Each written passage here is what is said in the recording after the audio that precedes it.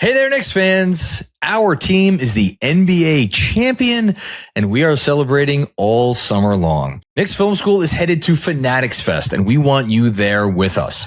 Fanatics Fest is back in the Javits Center from July 16th through the 19th, 4 days where the entire sports world comes together under one roof. Come through and watch our live episode recording on Friday, July 17th.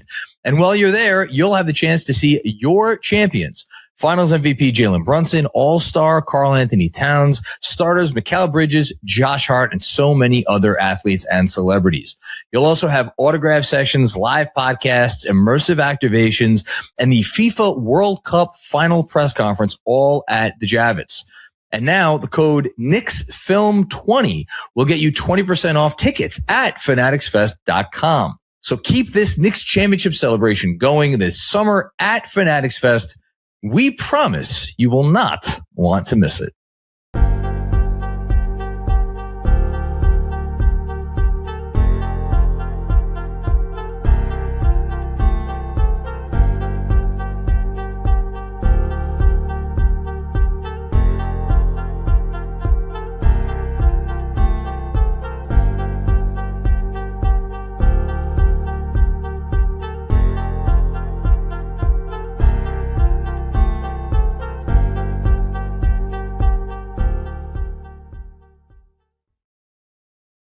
Oh, how we doing? Hey there, Knicks fans. It's your boy Jonathan Macri with you for an NBA draft watch along. I see a bunch of people in the chat saying I got started late. I did not get started late. I said we were getting started at the end of the lottery because I don't know anything about the draft, and I'm just here for the vibes. That's really all it is. And obviously for the next pick and for any other trade stuff that might be going on. So excited to be here.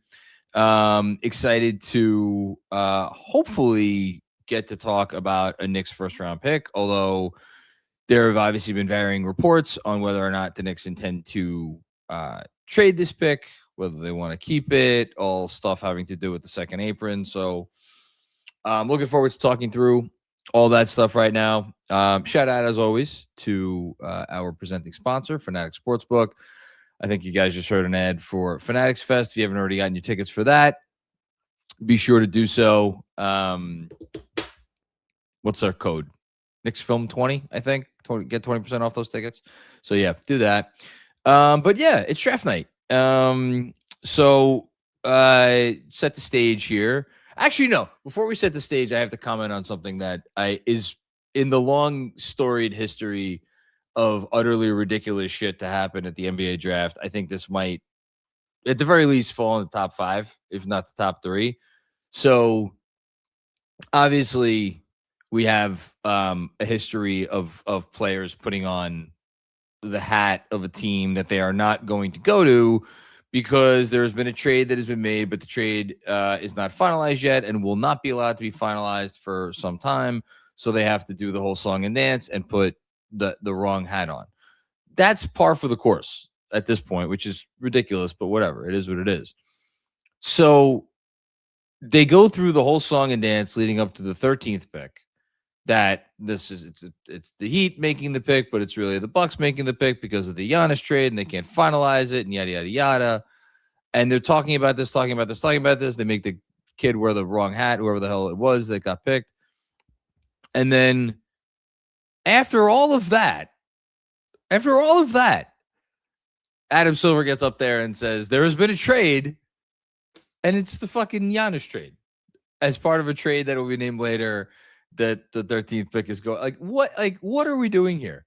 Can there be any common sense at all? Just when you think the NBA could not lack for more common sense, they go and do something like that. But again, par for the course. So it is what it is. Shout out to Tyler Rucker of No Ceilings, the preeminent draft website. They know all kinds of stuff about all of these prospects that I certainly don't know.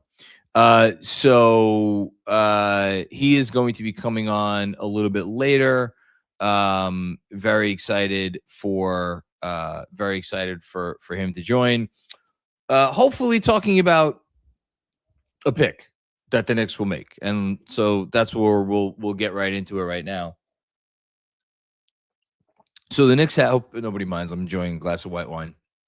It's been a fun last couple of 10 days now, right? Yeah, 8, 9, 10, yeah, 10, 11, whatever it's been. Been a fun last 10 days. I thought maybe I would take after Jose Alvarado and be drunk for 8 days. I forgot that I had kids. So I have not been drunk for 8 straight days. I've enjoyed a cocktail here or there, and I'm enjoying a glass of wine tonight. Vibes have been good. It's even with all the second apron stuff and the Dolan of it all, and Mitchell Robinson, maybe we'll see on his way out. It's tough not to be happy. It's tough not to be just like floating on air somewhat. I 10 days later, still hasn't fully sunk in. Still have not had time to watch the post-game pressers because it's been incredibly busy, but hopefully going to get a chance to do that in the next couple of days. But yeah, I mean, I hope everybody else is in a good mood too. Like, again, I know the apron stuff and like, are they going to be able to keep the team together and whatnot? It's kind of a little bit of a wet blanket, but everybody should be enjoying every minute of this offseason. And the fact that this is like the least stressful NBA draft that we will ever experience as Knicks fans. So that part of it is cool. Okay. So set the stage. So what's going on tonight? So the Knicks have the 24th pick, which will take place in, I would assume, roughly about an hour. There have been reports indicating that they may be trying to trade the pick, but they are seemingly not the only team that is trying to trade the pick or trade their pick in that range. Based on what I've just literally like reading stuff that's available on the internet from people who do this stuff for a living, it seems like there's something of a drop-off in this draft around 20 or 25, which you could look at two ways. You could look at it as the Knicks will be that much more incentivized to make a pick at 24 because they'll be getting a player that has like a nice grade. Or you could look at it the other way, which is that there might be a team willing to trade up because they'll be able to get someone that they didn't think would last as long, or whatever the case may be, and maybe there's a trade on the board. The piece of this that I find personally most interesting is obviously, as will probably not surprise many people, has to do with the salary cap and the finances, and specifically the second apron. So I've crunched the math, the numbers, like Jeremy did last night on cap or no cap. And without getting too far into the weeds, if the Knicks are intending on staying below the second apron this year, which Ian Begley came out and I think he pretty strongly implied it when he was on with CP yesterday, and he came out and didn't just imply it, he came out and really said it today on the putback, that is what they are going to do. The Knicks are going to stay on the intention. They are operating, I think was his words, they are operating as a team that is planning on being under the second apron this season. Then they really don't have a lot of wiggle room. And the easiest way to think about just how little wiggle room they have is like this. The second apron is $222 million. If you just take the 5 starters and Deuce McBride, who is on a very good contract, cost control contract, the whole thing, if you just take them and Deuce and Jose Alvarado, who I should note agreed to move his decision date on his player option back. I think the report was June 26th. Ian reported a little while ago that it would be a surprise if they were not able to come to a deal. My assumption is that he will opt into $4.5 million for next year, and then they will reach an extension based off of that number. So just those 7 players, the 5 starters, Deuce and Jose, that's $200 million. Again, second apron, $222 million. That leaves $22 million for 7 players. And if you're saying, well, why do you have to have 7 players? It's because you have to carry you have to carry 14 players on your roster during the regular season. You can carry under 14 players for, I think it's 2 total weeks, but like it's very little. Essentially, you have to carry 14 players. And so that means, again, assuming Deuce is going to be here, and I know there's been I've seen some reports or what, I don't even know if I'd call them reports. I've seen some speculation that like Deuce, could be moved or whatever. Why they would move a player who is making very little money and has proven to be like a part-time starter, high-end bench piece, with the uncertainty of Landry Shamet being able to resign hanging over all of this. Like, I don't know. It doesn't make a whole lot of sense to me why they would move Deuce. But again, maybe there's a deal out there that makes sense financially and on the court. I'm assuming Deuce is staying. And the Jose Alvarado reports are out there that he's going to be back. So $22 million, 7 players. Just think about it like that. $22 million, 7 players. An NBA standard minimum contract for a player that has at least 2 years of experience. So that means no rookie, no first-year player, is $2.45 million. So let's call it $2.5 million. So that means if the Knicks just filled out the rest of their roster after the 5 starters, Deuce and Jose, with 7 guys making the minimum, 7 guys who actually have played real NBA basketball and are have a couple of years under their belt, you're at $15 million, or excuse me, you're at $17.5 million right there. So automatically, if you do the math, you're down to under $5 million in wiggle room. And I should say also, I'm burying the lead here, Mohamed Diawara resigned. Now, the Diawara contract details have not been revealed. The assumption is that it is 4 years, $10 million. If it's an ascending deal, that means he'll actually be for a little bit less than what the 2+ year vet minimum would be. And his deal will probably start around $2.2 million. So let's knock $300,000 off. Even still, you're talking about, if you fill the rest of your roster out with minimum players, you're talking about $5 million in wiggle room. So why does that matter? Well, put Mitch aside, because I don't see any universe where Mitchell Robinson is signing for, $6 or $7 million this summer. Let's just talk about Landry Shamet, as there's been a reported trade here from Shams. Memphis is trading the 16 pick to OKC for 2 second-round picks. 16 for 2 seconds. That doesn't seem like great value. Curious if there's anything else going on here. Anyway, we'll get back to that in a bit.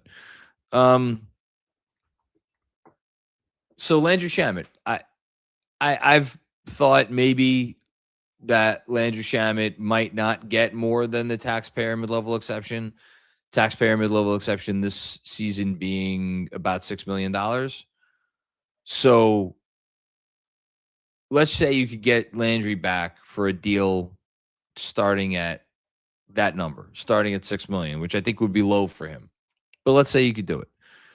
Which, by the way, they can't go that much over that because they only have 2 mechanisms to sign him. It's either the early bird rights, which caps it at like 5 point something or 6, or it's the taxpayer mid level. So let's say you get him back for that. So there's $3.5 million of your roughly $5 million in wiggle room.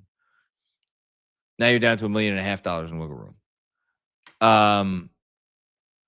Now, maybe that's enough, because if you make this pick, and the 24th pick signs for the most that the 24th pick can sign for, $1.5 million in wiggle room should be enough, because the 24th pick, if they make the full amount of what they can make, is I think like 3.3, 3.4, something like that. So that puts you another million over what a veteran minimum would get, and maybe that's your roster. Now, there's obviously some questions there. How are you replacing Mitch? Are you just bringing Huck Porty back? Are you drafting someone with the 24th pick, to replace Mitchell Robinson? And there's all these questions out there. I guess my point is, if they make this pick and then they attempt to bring back Shamet on the number that it looks like they hopefully will be able to bring back Shamet on. I shouldn't say looks like I hope they would be able to bring back Shamet on. Then that's it. Then you're at the second apron. And again, that's if you fill the rest of your roster out with veteran minimums, which, I guess there's no reason why you couldn't do that. And then that's it. Maybe that's the direction it'll go. But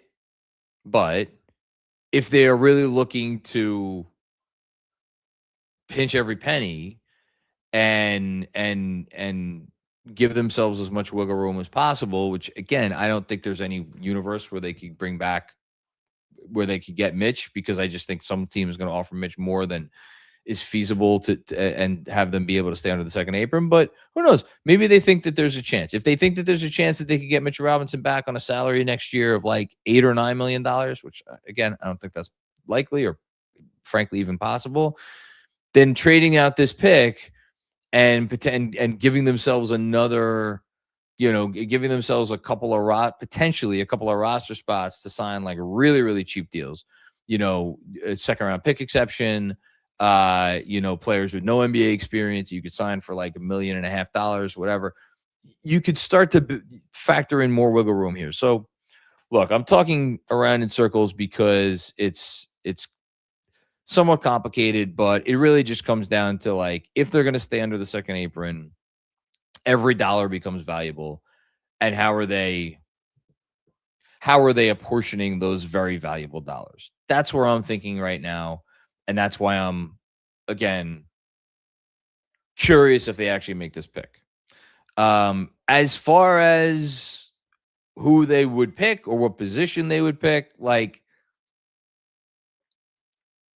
I'm not even going to begin to speculate. There's just if you look at the reporting that's been out there, the kid from Arkansas, I believe his name is Malik Thomas, is someone that apparently they have had their eye on and they seem to like. What I find interesting about there is, if you look at just like the different mocks that are out there, he may actually fall to the 31st pick. So let's say they like Malik Thomas. Do you have to take him at 24, or do you count on him? Do you count on him falling? We don't know. There's been the name Taris Reed Jr., who's a center out of UConn. Again, potential Mitchell Robinson replacement. You've heard a lot of people talk about him, including Bryce to Andrew Claudio on this show a little while, or on this channel yesterday was that conversation. So he's out there. Again, that would be in line with like a potential Mitchell Robinson replacement. Zuby Ejiofor out of St. John's. I'm sure that would make a lot of New Yorkers very happy to get a St. John's kid in the building. Is there maybe some backup five potential with him? Again, I don't follow this stuff close enough to really be able to speak intelligently on that, but based on what you read, maybe that would be a possibility. And then the last couple of guys that I would at least keep an eye on. So I'm going to mispronounce his last name, Sergio De Larrea, who's a point guard, combo guard, really more out of Spain. That's interesting to me because since he's coming out of Spain, you figure there's a possibility that he could just stay in Spain for a year or two, and he would not count against your cap this year.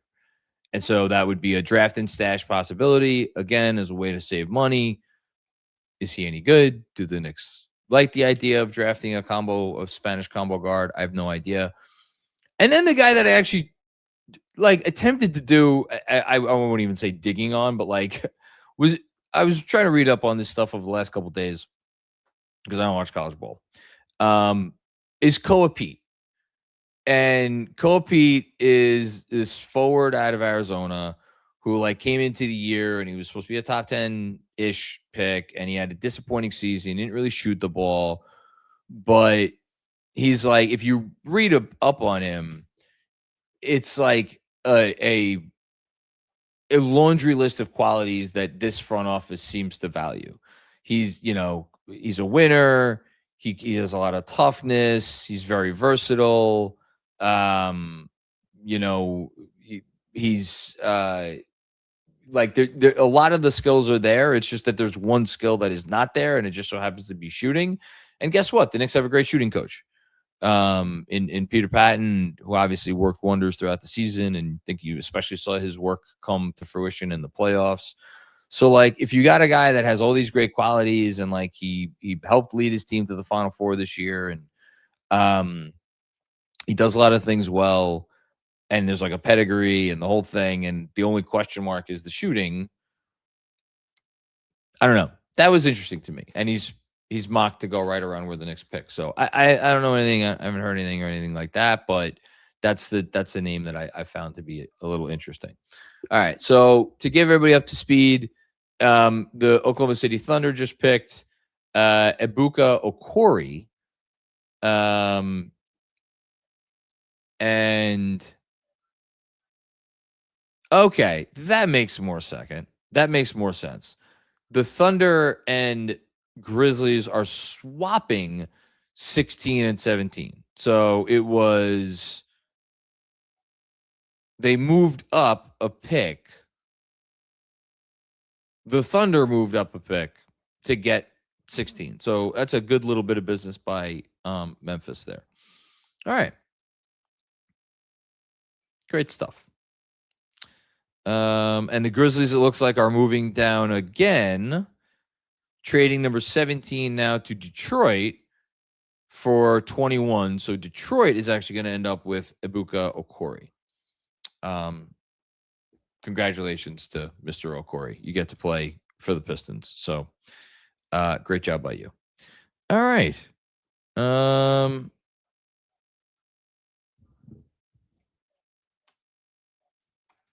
All right.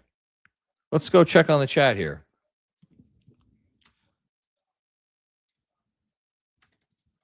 Sorry, just getting on the same page with Tyler. Very excited to chat with him later.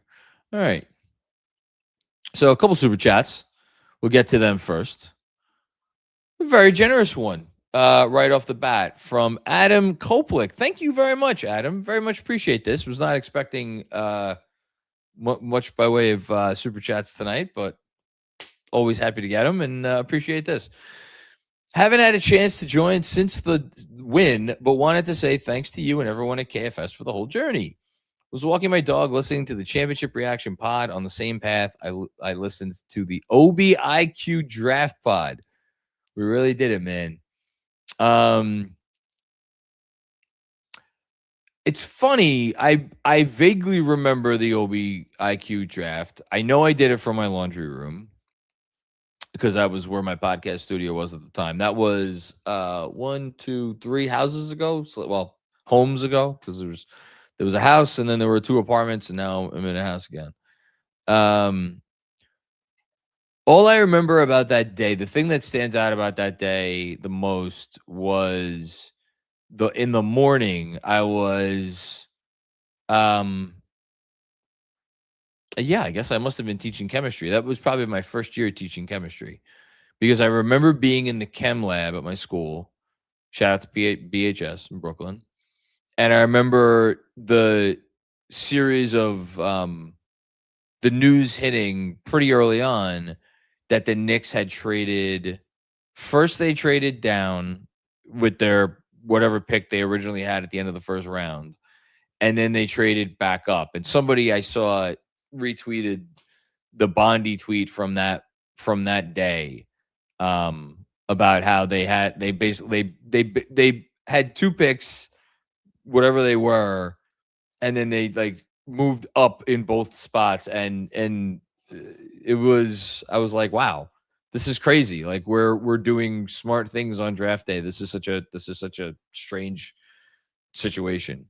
And it was great. And like, yeah, the OB, somebody texted me about OB before, funny enough. You know, the OB trade didn't work out, or the OB pick didn't really work out. He wasn't a bad player for the Knicks. He was fine.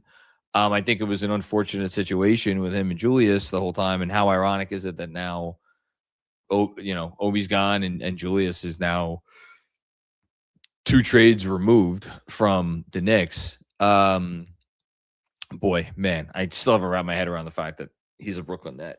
But yeah, that was a fun night. It was kind of felt like the beginning of a journey in a lot of ways.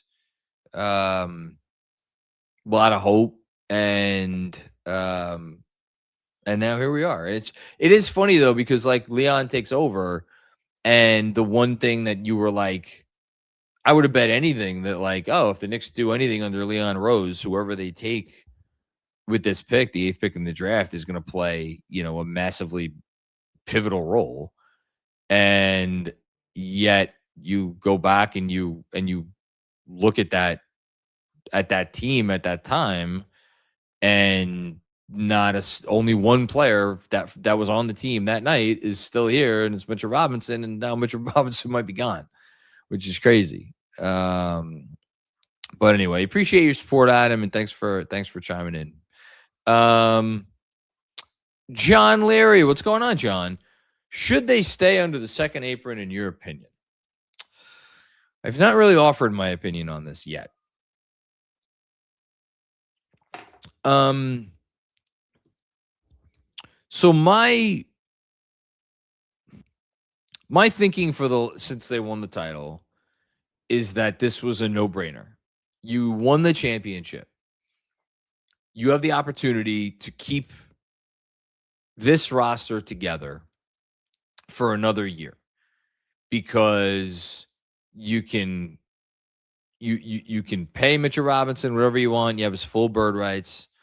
Landry Shamet, like, you have early bird rights on him. You can go to a certain number there. Like, maybe someone beats you out for Landry Shamet, but whatever. Like, you could go to a pretty high number there. Like, just bring it back. Like, whatever it costs, bring it back. You go into the second apron for a year. And then if you don't win the title next year and you're like, all right, well, we don't want to be in the second apron anymore, then you make moves next summer to get out of the second apron, which you should be able to do if you need to do. Because the thing that I think, people hear second apron and they're like, it's like the boogeyman. If you're in the second apron for 1 year, then it just means that you can't, there's no draft pick penalty. There's no frozen pick. There's no pick goes to the end of the first round. There's none of that stuff. If you just stay in it for a year, even if you stay in it for 2 years straight, none of that stuff happens. All it does is it constricts your ability to make moves for your team. And to be clear, it's not that it even makes it impossible to make moves for your team. The Cleveland Cavaliers were in the second apron this past season. The year didn't go as they planned, and they made maneuvers to get out from under the second apron, and then they went and they kind of remade their team on the fly in the middle of the year. So it's not even like if you start the year over the second apron, you're completely constricted from making any moves. It just makes it tougher. But the difference is the Cavs were not coming off a championship. The Knicks are. So this is my thinking the whole time. Just bring it back. Bring it back. Give this core a chance to repeat. And then, and look, this is absolutely copium on my behalf, but I started to just think about, all right, well, if they're not going to do that, why are they not going to do that? And I think the reason, you could look at it as in one of two ways. You could say, well, the wrong person whispered in James Dolan's ear that second apron equals bad, and thus James Dolan went to Leon Rose and is like, you're not going over the second apron. Or maybe James Dolan, this is part of a ongoing pissing match with Adam Silver. And he's like, well, I'm not going to give the league the satisfaction of going into the second apron and being penalized in the way that they want to penalize, me. We're gonna stay on. Like, what? Who the fuck knows? It's James Dolan. No disrespect. He owns an NBA champion. Congratulations, but the track record is pretty well established by this point. So I was kind of like fearing that. In thinking about it a little bit more, my that does seem to be a little irrational, and it does seem to be a little bit of like the ghost of James Dolan past seeping in. And I am starting to wrap my head around, or at least come to the belief that this is not a Dolan thing, and that this is probably coming from their front office. So then the question is why? And I think it may have less to do with like, we just don't want to go into the second apron this year. And it may have more to do with the fact that we don't want to go into the second apron in this fashion, giving out, I want to say, giving out the contracts that would put them in the second apron this year. And yes, that means Mitchell Robinson. And I'm wondering if this is really just a roundabout way of looking at Mitch and looking at what he's likely to get paid and saying, we just don't feel like that is a contract that will age well. And if it's a contract that will not age well by itself, we don't, like, the Knicks never sign contracts that don't age well. How many contracts over the course of the Leon Rose era have they signed that aged really poorly? You could only point to one, at least in terms of a contract that's been more than like a couple of years.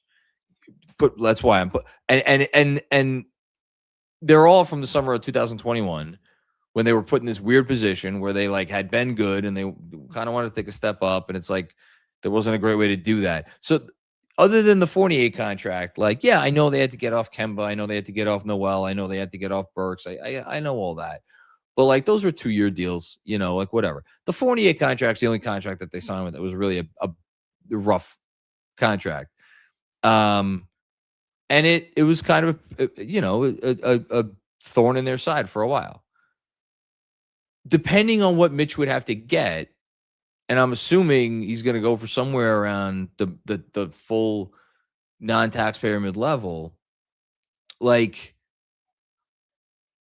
that's a lot of money to pay for a guy who, in the playoff run you just had, played 14 minutes a game for your team, has had injury issues, is the best in the league at one thing and like exceptional at pick and roll defense on top of that, but is somewhat limited, and is, I could see them just looking at this and being like, all right, it's not that we don't want to go into the second apron. It's like, if we're going to go into the second apron, we're going to make sure that we feel really great about why we're going into the second apron. And I'm not sure that they feel great about this. I don't know any of this, or in terms of like, I have no info on this. I'm just deducing where they're coming from. So to answer your question, should they stay under the second apron?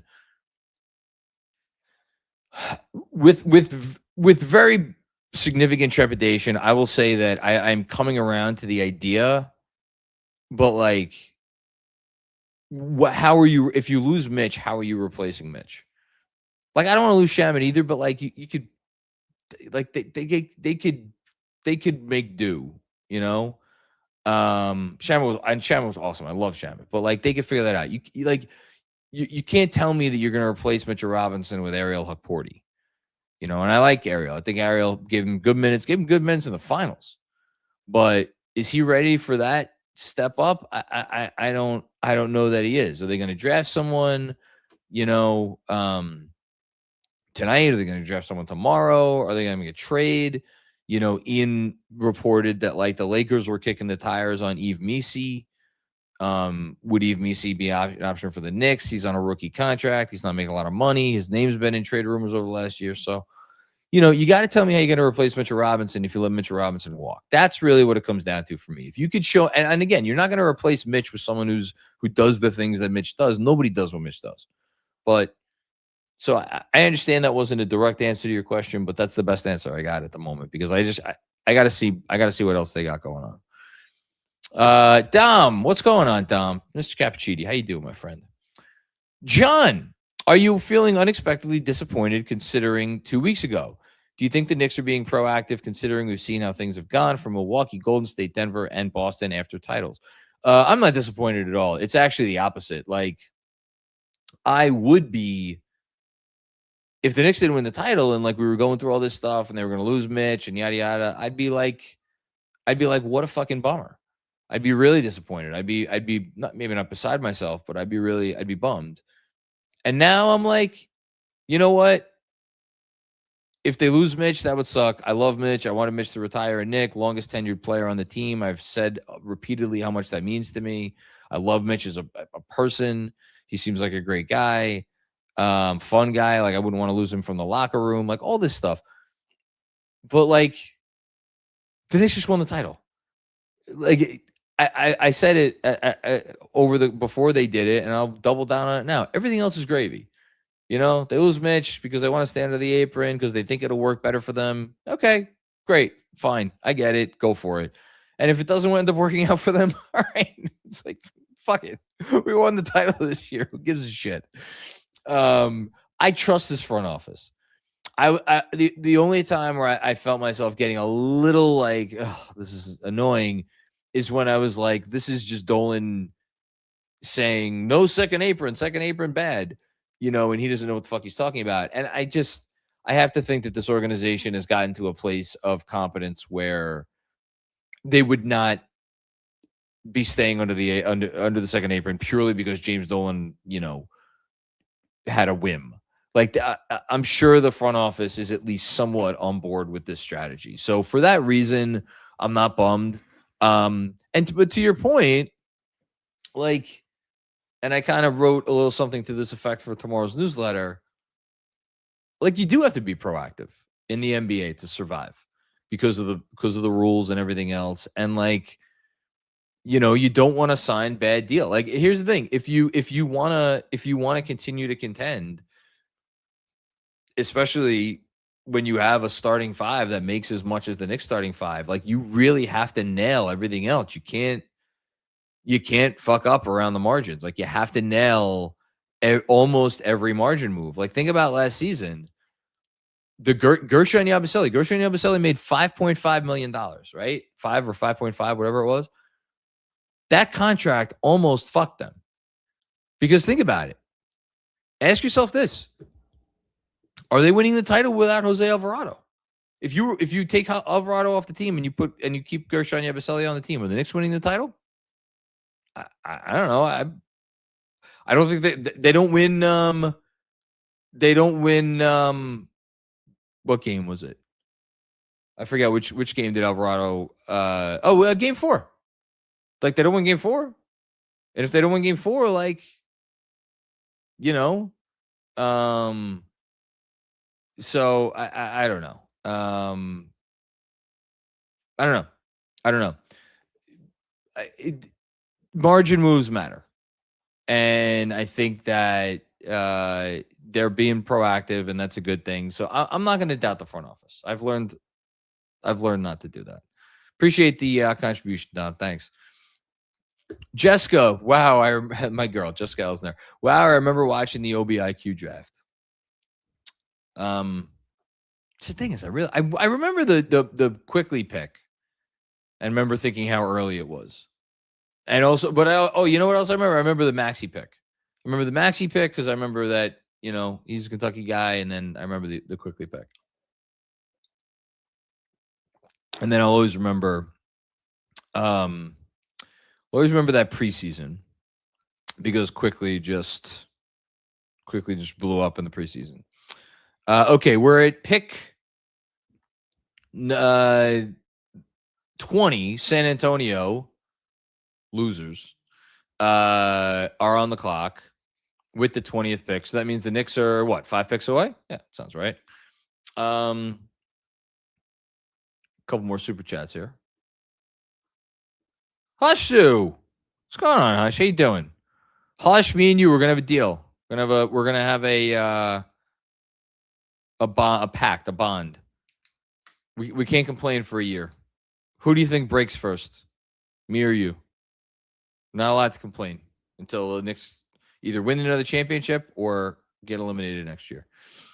J-Mac, how do you feel about Miami getting Giannis?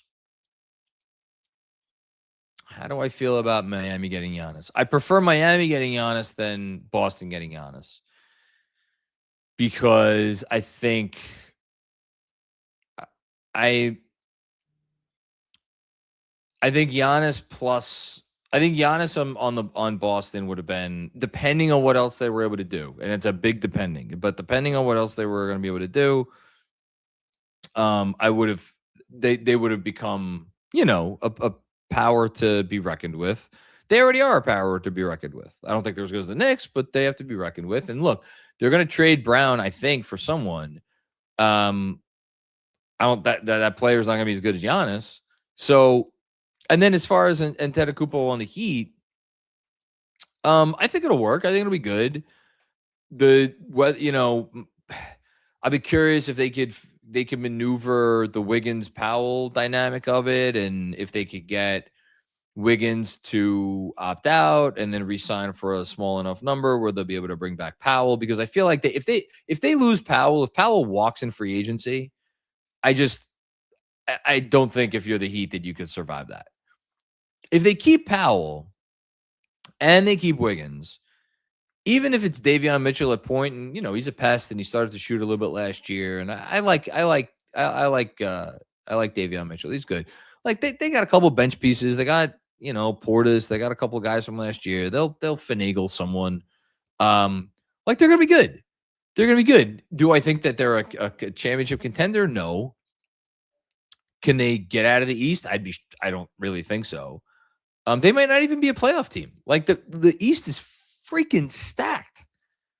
Knicks, Pacers, Celtics, Pistons, excuse me, Cavs. Magic will be better now that they changed the coach. Who am I forgetting? I'm sure I'm forgetting someone obvious. But those are 6 teams right there. And then you got the Heat, you got the Hornets ready to take a step up, and so the East is really good. But I think Miami will be good. Do I fear the Heat? No, I don't fear the Heat. I think the Knicks are still a better team. And that's just I think the Knicks can. That's just not a team construction. Like, having watched this Knicks core now for 2 years, that strikes fear into my heart. Maybe those would be famous last words, but as of right now, it does not. Okay. Try keeping an eye on Twitter just in case I make sure I don't miss anything. Pundertaker, my favorite chat of the night already. Whoever they draft, I hope for JM's sake they are likable. The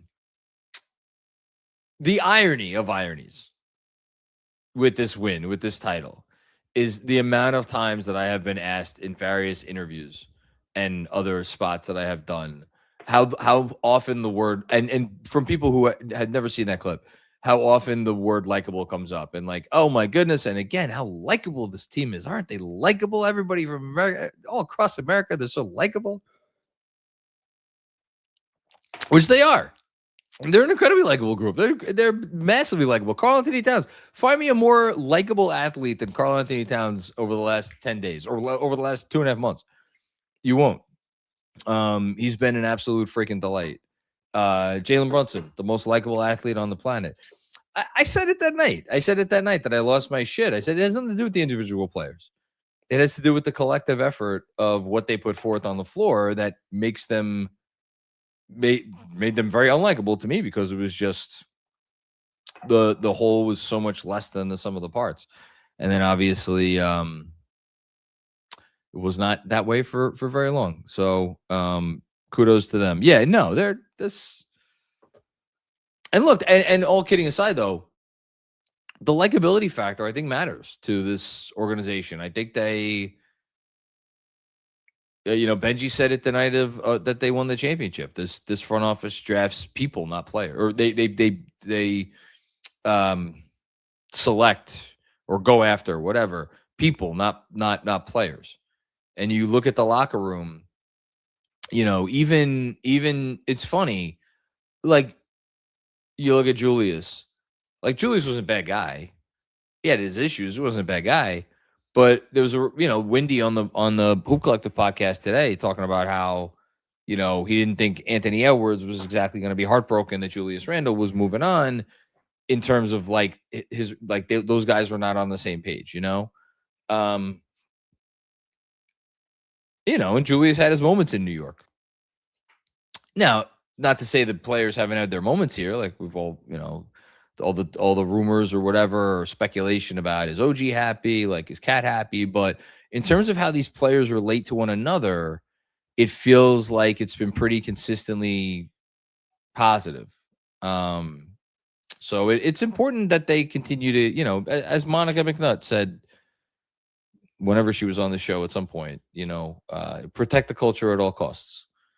And it was questionable whether they actually did that, but turns out they did. So we'll see who they bring in tonight, as we are 4 picks away.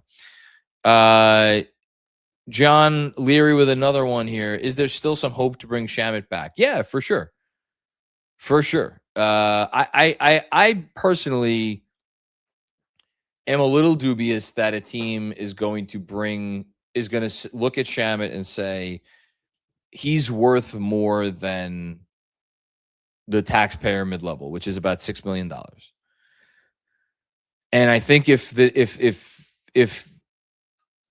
I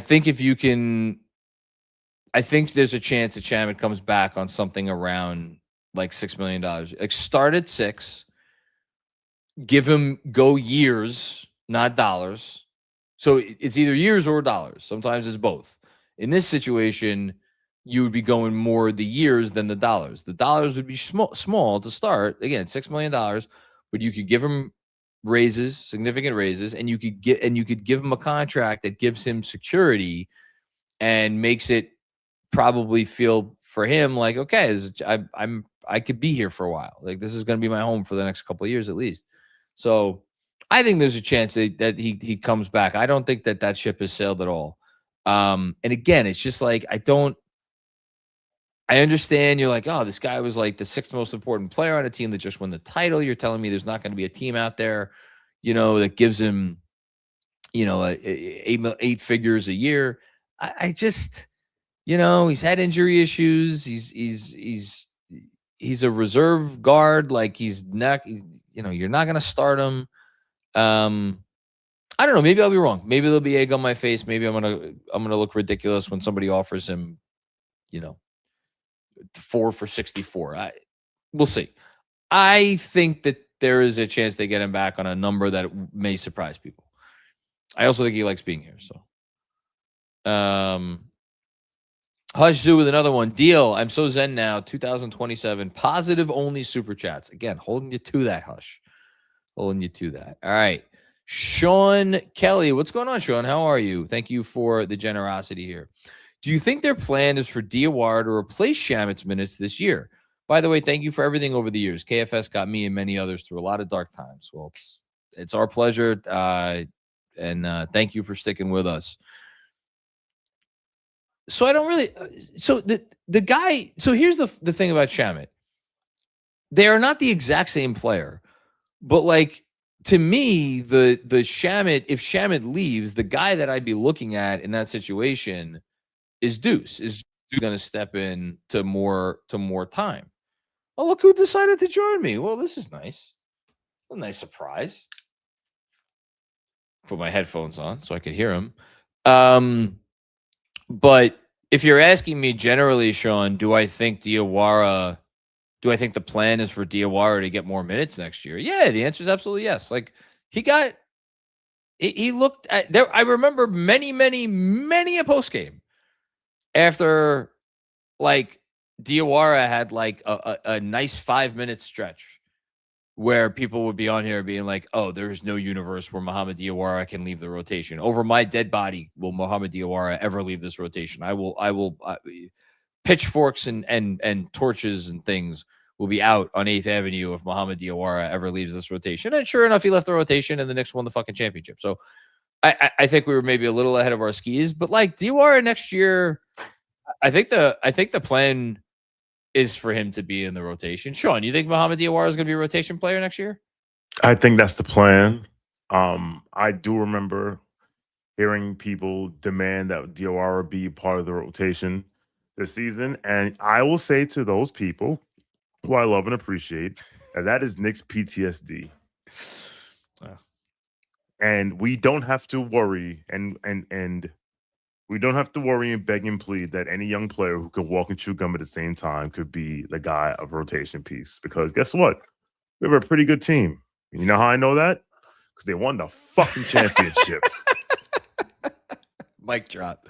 Kareem Lopez, the second ever Mexican-born player, was just drafted. Shout out to Eduardo Nájera, who they just showed on the screen. He was a good player for the Mavs for many years. Yes, he was. Was Eduardo Nájera on that title team, the 2011 title team? I don't know. He wasn't. I'll double check. If he was, he wasn't getting any minutes because I remember that 2011 title team very well. Hold on. No, I'm. This is where my mashed potato brain. Oh no, I'm way off. He was in the league. Oh wait, no. Oh no, okay. He started with Dallas. Then he went back to Dallas for half a season the year before they won the title. The year they won the title, though, he was in Charlotte. Oof. That's tough beat for him.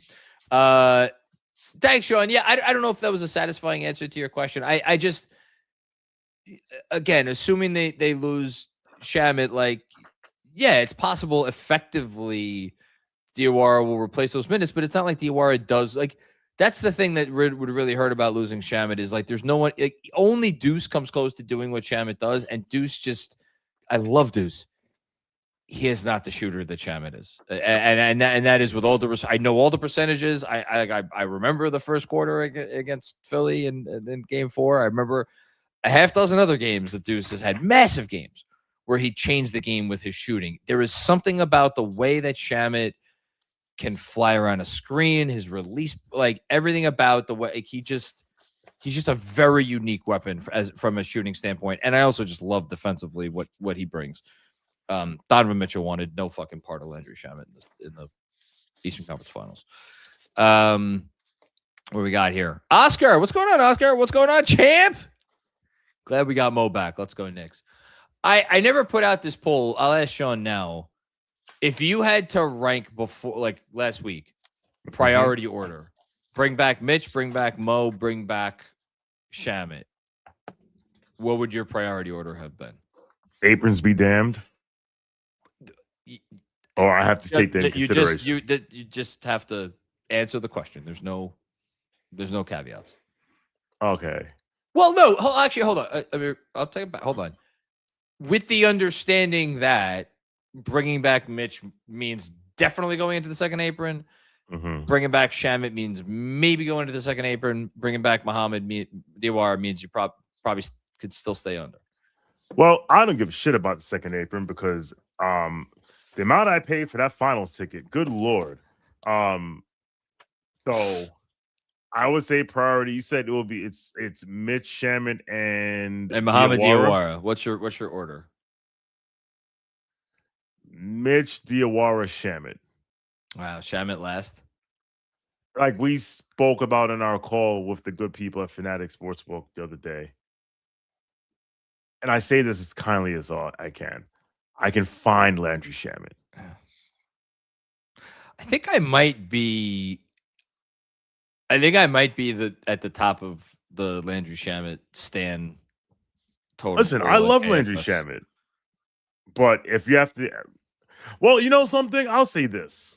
He has some big ol' you know what's, man. He is not afraid. No, he's not. I'll say this. I think Mitch's health might be a ticking time bomb. And if I have to bring back Mitch on, because I don't think Mitch is going to be back. I think someone's going to offer him. Well, I know where you're going with this. You know what was that? I kind of referenced this earlier, but you know what was the number that stood out to me as I was looking at it before, as I was wrapping my head around, oh my God, we might lose Mitch. If you're paying a guy more money than the amount of minutes he plays per game, and in the playoffs, Mitch played a little under 14 minutes a game. 14 minutes a game. 13.9 in the playoffs. That's and the non-taxpayer mid-level is, I think it's 15 this year. So if someone gives that to him, it's a big number. Vaya con Dios. Yeah, I don't know. It's a tough one, but whatever. Hush with another one. I really do hope we come away with a real ball handler that can play with JB from this draft. The Sergio kid I'd like. If Shaman is gone, I'd like Evans. How much do you know about any of these players? I've already said that I know essentially nothing. I know fuck all about these players. I in the last few years, especially in the NFL draft, also, I'm like, I will see you at training camp, and I'll see you week 1 and see if you can play. I mean, that makes sense. Look, Tankathon is actually, it's up to date.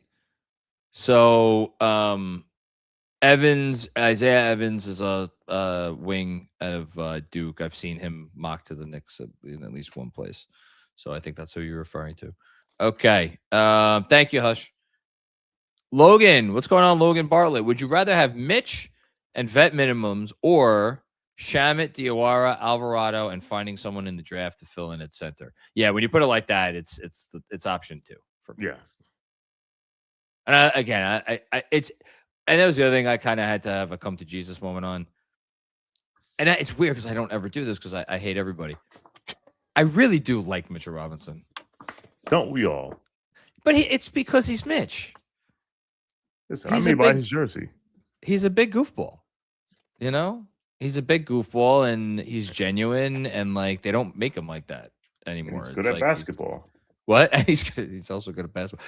And you know what it is? He's only good at a couple things, but the things that it's like my mom's cooking. I don't know if my mom's watching right now, but like my mom only makes like 7 dishes really well, but the 7 dishes that she makes really well, she makes them, they're the best in the world. And that's Mitch. The things he does well, like nobody's better than it. So, but yeah, option B for me. Good question, Logan. I like the way you put that. Another one from Hush. Do you guys see Huck Bordy back, or do we draft a center? I mean, Huck Bordy, they should be able to get him back for the minimum. Yes. Who's giving Ariel Huck Bordy more than the minimum? Nobody. Maybe someone. Nobody. Yeah, if he's willing to take the minimum. But again, that's another one of those things where it's like you could give Ariel Huck Bordy a little raise if you really wanted to. I don't think you need to. And what's that? Thank you for being a +4 in a closeout game. Here's an extra $20,000. Here's a ham sandwich. Hush, are we satisfied with that Becky statement? To say that I don't care about this entire Michigas. As I've said, my issue was not with Becky as much as it was with the Becky Bandits, who said that Becky was right every time the Knicks got eliminated, but then Becky isn't wrong when the Knicks win the championship. I will say this. I said this on Twitter. I didn't need her to apologize. Like, that's why I was like, no, I don't need an apology. She got bullied into apologizing. She got bullied into apologizing. She didn't apologize. She did. You didn't see the recent statement. She said I was wrong. That's not an apology. Apologies, I'm sorry. Oh, okay. Yes. Yeah. Don't be sorry. Like she said, don't apologize for having an opinion. And I tweeted earlier, I was like, the fact that she can't say I was wrong about Brunson, I was like, that tells me all I need to know. But then, honestly, someone at Aces PR probably told her, was like, look, you're going to New York next week, and we don't want to have to deal with this shit. Look, she showed her ass a little bit here. Yeah, she did. As someone who has shown their ass many times, I'm like, was it her best moment? No. It's what I always say, the cover up is worse than the crime. Yeah. I get where she's coming from. No, she had history on her side. Yeah. But it was and she's not a stupid, like some of these people that I'm not gonna name any names. There are people that are getting paid to say words on national television on a regular basis. That, oh boy. Can I tell you a quick story? We have some other super chats to get to before the Knicks pick, but go. So Saturday I took Zach to a birthday party in Westchester, and one of those, jump around places, whatever. The trampoline park. Yes. Read Jason M's thing. I'll save my story for after the Knicks pick. Save story for this next one. I love a good trampoline park story. Jason, if Cam Carr falls to the Knicks, they better take him. So Cam Carr is the one guy in this range that I don't think I have mentioned tonight. Shooting guard out of Baylor. I have not seen him mocked to the Knicks anywhere. Don't know anything about him. But Jason actually watches a lot of college basketball, so I'll take his word for that. And a couple more here. Bill Peter friend. Hello, Bill. How are you? Hey guys, hope you both have great summer. John, deep dive. Did the Knicks win the cat trade? And the Nets used Bridges' pick for Randall. Irony. Good to be the champs. There's a lot of pods that I want to do this summer. And I want, I would get like a real good NBA historian on to consider 5 trades. 3 recent, the cat trade, the OG trade, and the Josh Hart trade. Mm-hmm. And honestly, we probably don't even need to put the Josh Hart trade in there. We could just do the cat trade and the OG trade. And then talk about those alongside the Busher trade and the Earl Monroe trade. Because I think that's the Mount Rushmore for Knicks trades. Yes. And with all due respect to the great Bernard King, who should have been named one of the 75 greatest players ever, and who was traded for a guy who was a great Knick. Michael Ray Richardson was a great Knick, but that was a very good trade for the Knicks, obviously. It just didn't get them a championship. Got them a guy who finished second in MVP voting. It's pretty good. It wasn't his fault. He tore his what King tore his ACL. Yeah. But that's the Mount Rushmore, and I think you could tell me any of those is the best trade in Knicks history. Cat, OG, DeBusschere, Monroe, and I think there's arguments for all 4. Well, quickly, because I kind of talked about it a little bit. Actually, I kind of really haven't, because I don't even know what the fuck to say. Julius Randle, Brooklyn Net. What say you? I said that this is probably the last place he wants to be. Is this city after what happened? I have a take. What if he actually wants to be in the city? He just didn't want the pressure of playing in the heaviest uniform in the league. That's feasible, but I think it's feasible. Here's the thing that people don't realize about Knicks. What Knicks fans and Nets Hawks fans, pick is in, by the way. We're up next. Okay. What people don't realize about Knicks fans and Nets fans and what they have in common. What Nets fans? I've got a couple of my mentions. All right, who are they picking here? Wait, finish your thought. What do people not realize about Knicks and Nets fans that they have in common? Oh, they took Zuby. I thought Zuby was going to be a Knick. What they have in common, they're all New Yorkers.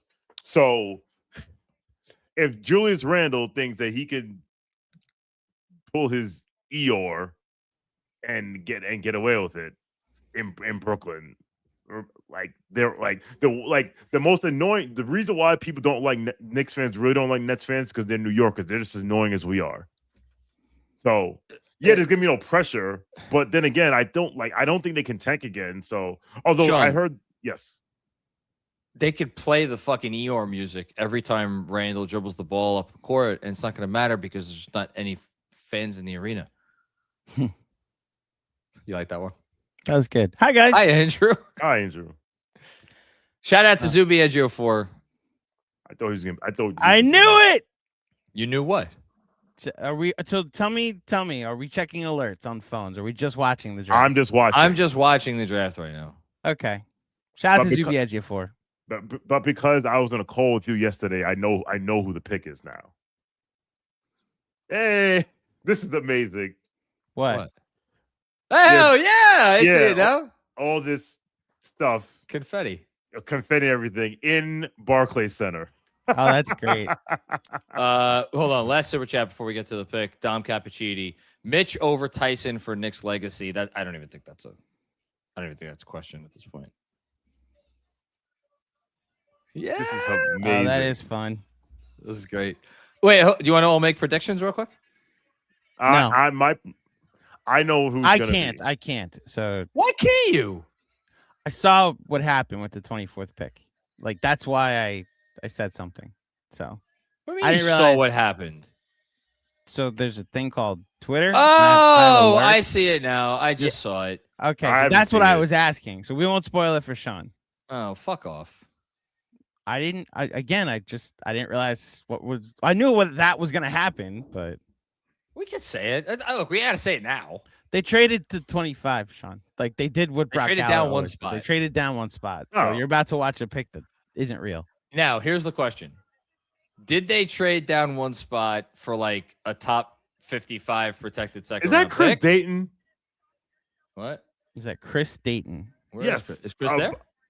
This Our dude guy, looks Chris? like Chris Dayton. Yeah, our guy Chris Dayton. It probably is there. The guy look. They keep No, showing- that's not Chris Dayton. I know. I just saw the dude. That's not Chris Dayton. okay. Yeah, That's not Chris. It looks similar. It looks a little like this. yeah. Okay. Shout out to Chris Dayton though. Okay. So three things.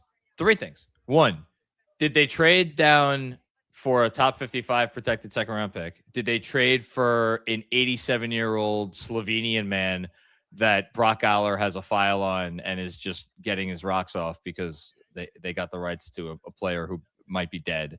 Or did they trade down one spot to save like $100,000 maybe? Yeah.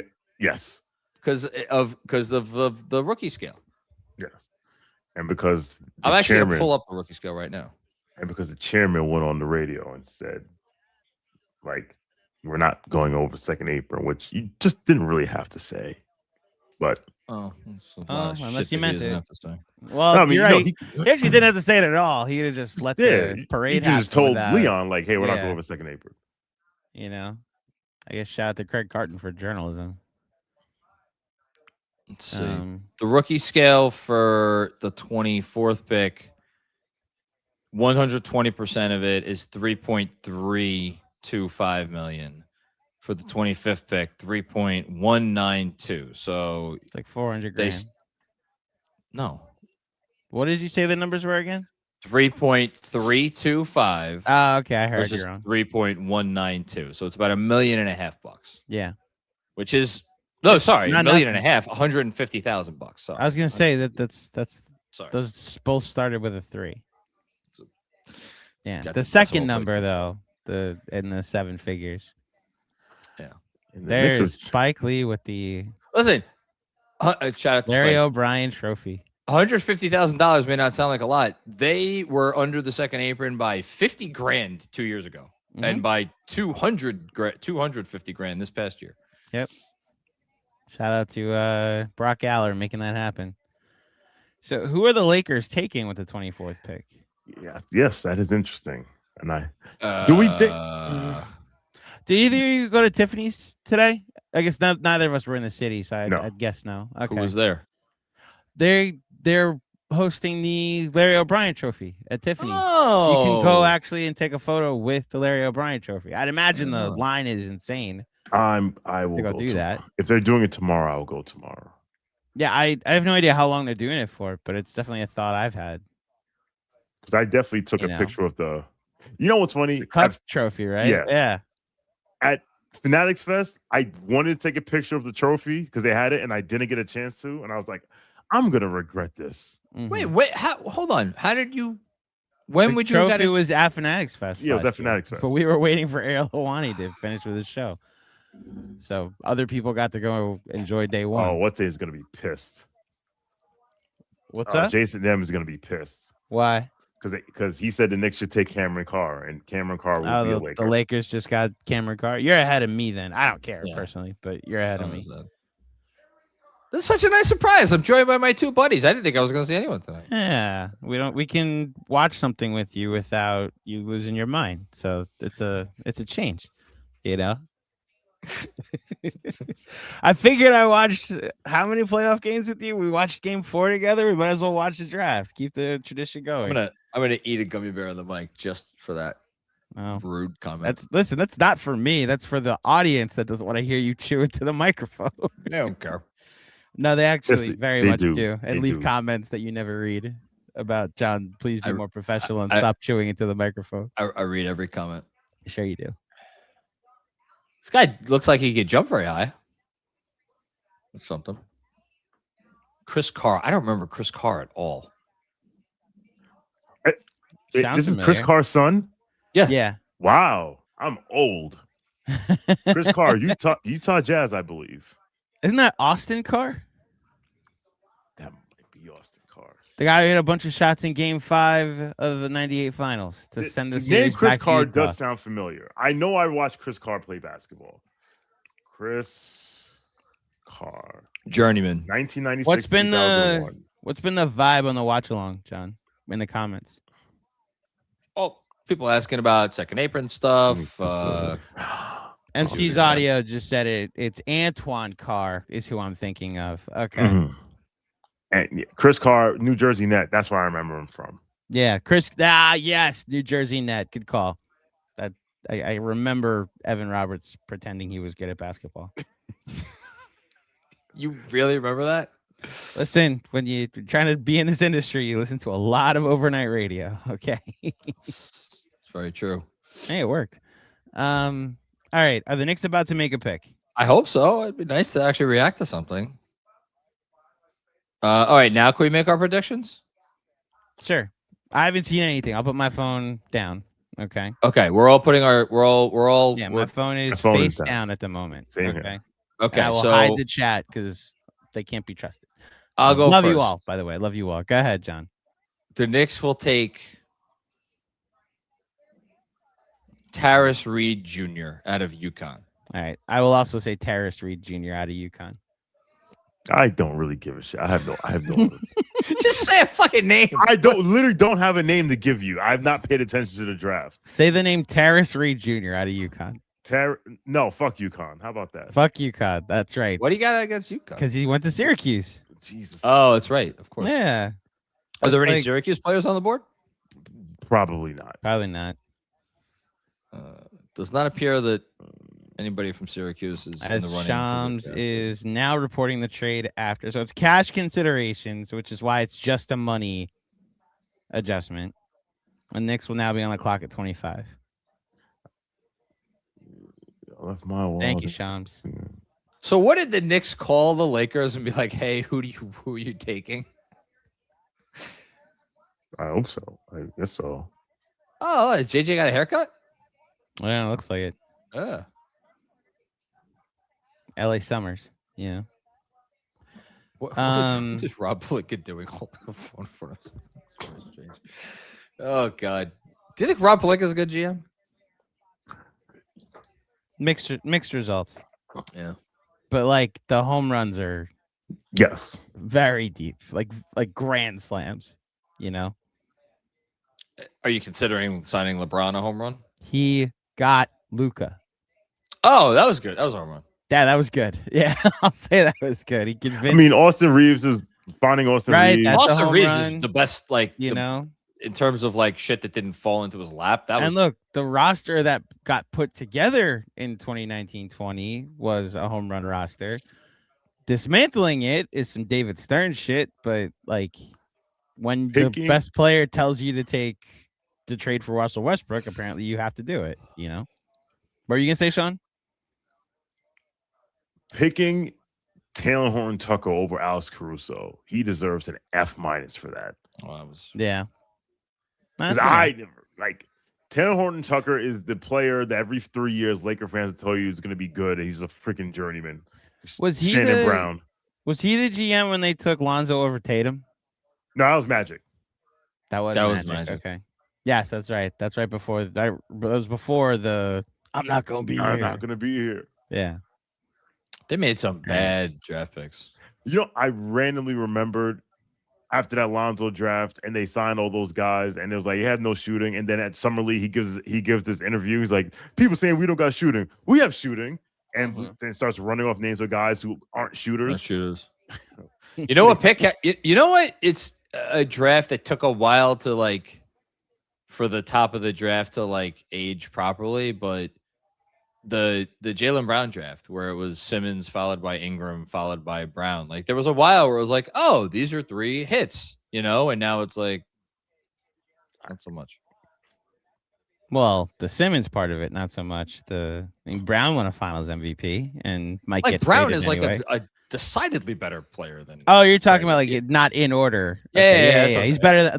I see what you're saying. I see what you're saying now. Who went 4th in that draft? I don't remember. What year is that? 2017. Yeah. Whatever year Jaylen Brown got drafted. Yeah, because it's the year before Tatum, who went in 2018, after Fultz and Lonzo. And then, no, Luka went 2018.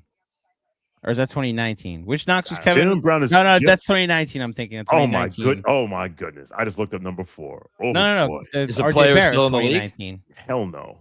Who? Dragan Bender. Oh my God! The shout out to the Suns. Yeah, I was talking Dragan about this Bender with, and they drafted Alex Len too, right? Yeah. Yeah, he was late. The 2019 draft, the RJ draft, has a very fascinating history now with Tyler Hero being traded. You know, like RJ got traded for a better player. Darius Garland got traded for what they saw as a better player. Now Tyler Hero's been traded for a better player. Watch And the two guys at the top that are still with their teams. I was about to say, can't seem to quit them. Watch Zion and Ja be like the last 2 guys on their teams that drafted them from that class. So in that draft, top 4 in points scored. Maybe it is top 3. I looked at so it goes RJ, it goes Tyler Hero, and then the third person in points scored is like tells you all you need to know about that draft. In fact, I'm gonna pull it up again. I'm looking at this draft. It's not now. a great player. I'm looking at this draft now. Do I guess who it is? I can't guess. It's not a great. Oh wait, hold on. Here's the pick. Oh, thank you, Adam Silver. Yeah, it's we know. 4th. So it's RJ, Darius Garland, Tyler Hero, and the 4th person. So we'll do that in a second.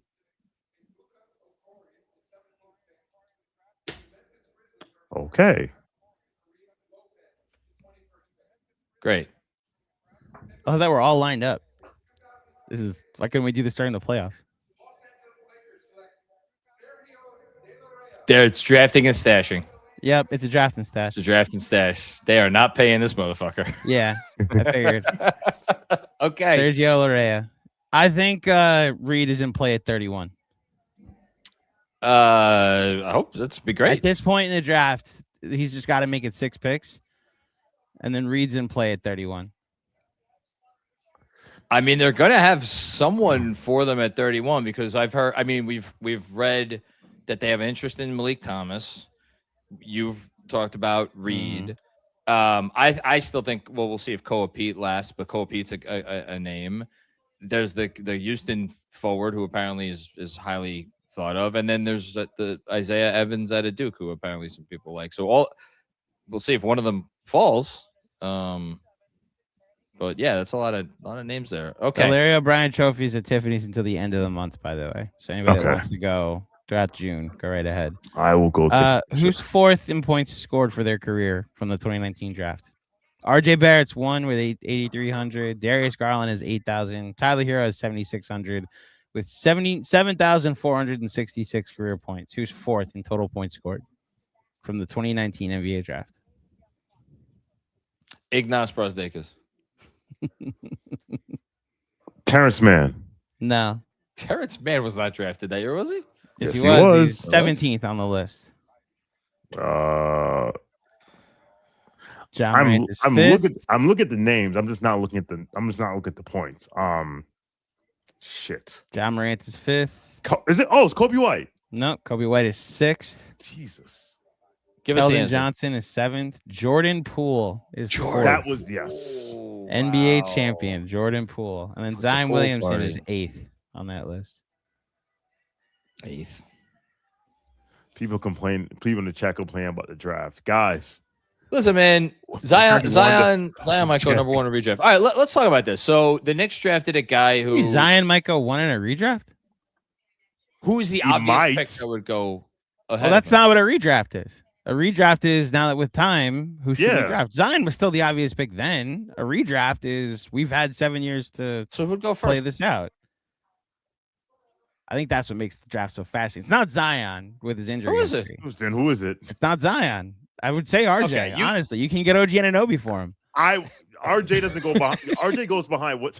That's the calculus I'm making. Well, it's not a commentary on RJ. You can get OG Anunoby for him. Let's table this for a second. Let's talk about what the Knicks just did. So the Knicks just drafted a guy who, if I would bet my mortgage is not going to sign with the Knicks next summer, or right now. It's a guy that is the one international prospect, unless I've missed somebody. No, there's this also. Who is this? Jack Kale? But okay, the highest ranked international prospect in the draft. So obvious draft and stash candidate. And, look, a big combo guard.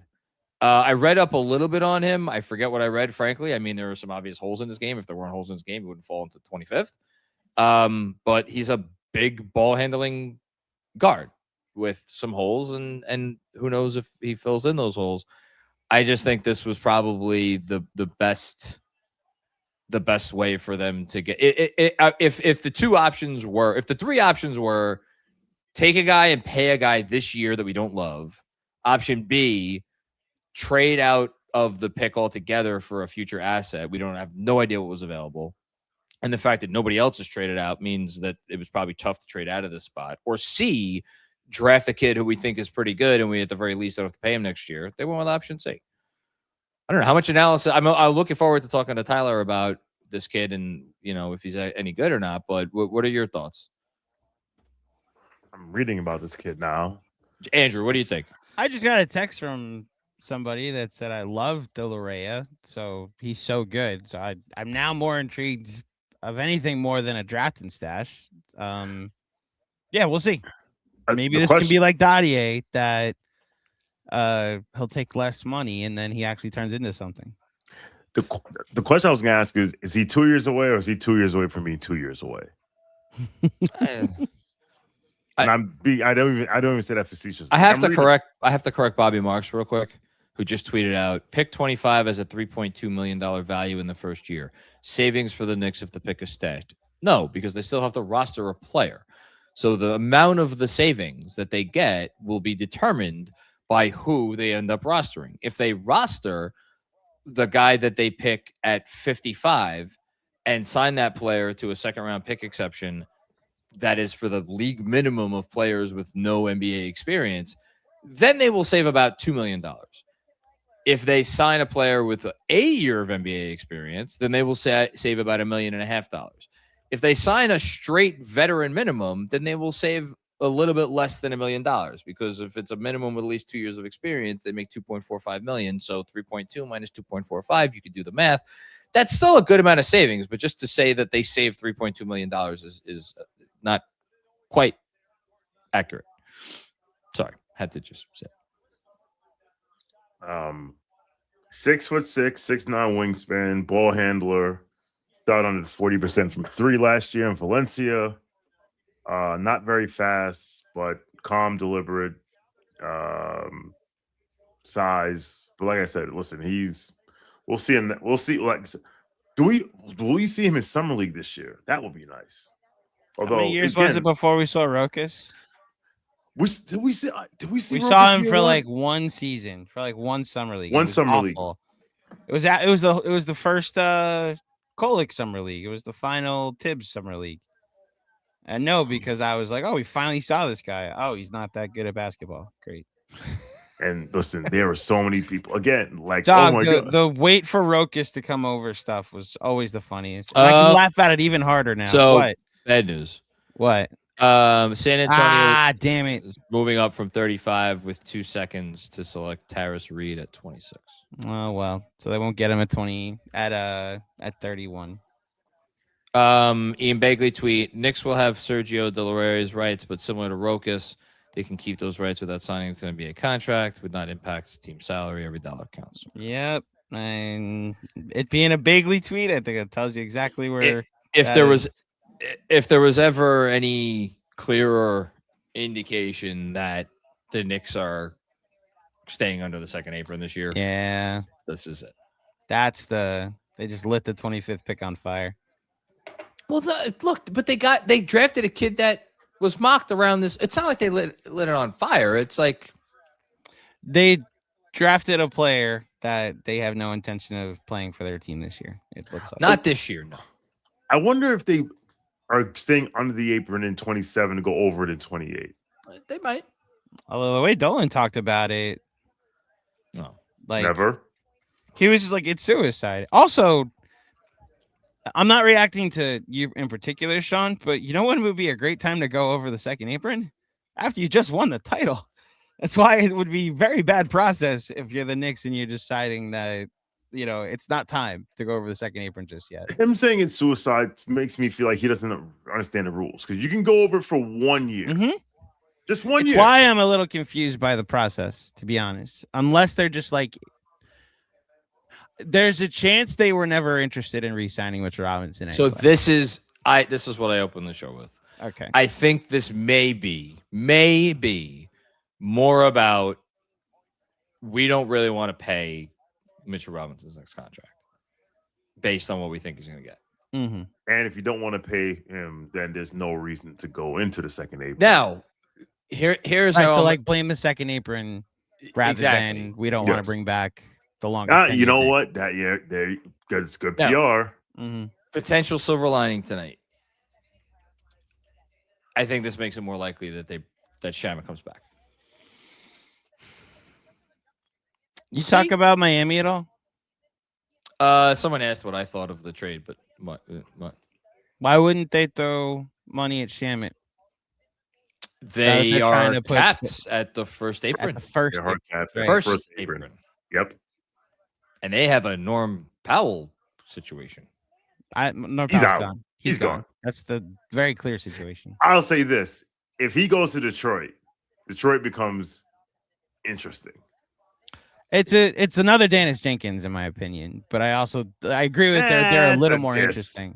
That's a diss. But like, I think Norm Powell is an overqualified fourth best player and underqualified second best player, which I thought Dennis Jenkins showed himself to be like a good fourth best player that can create his own shot.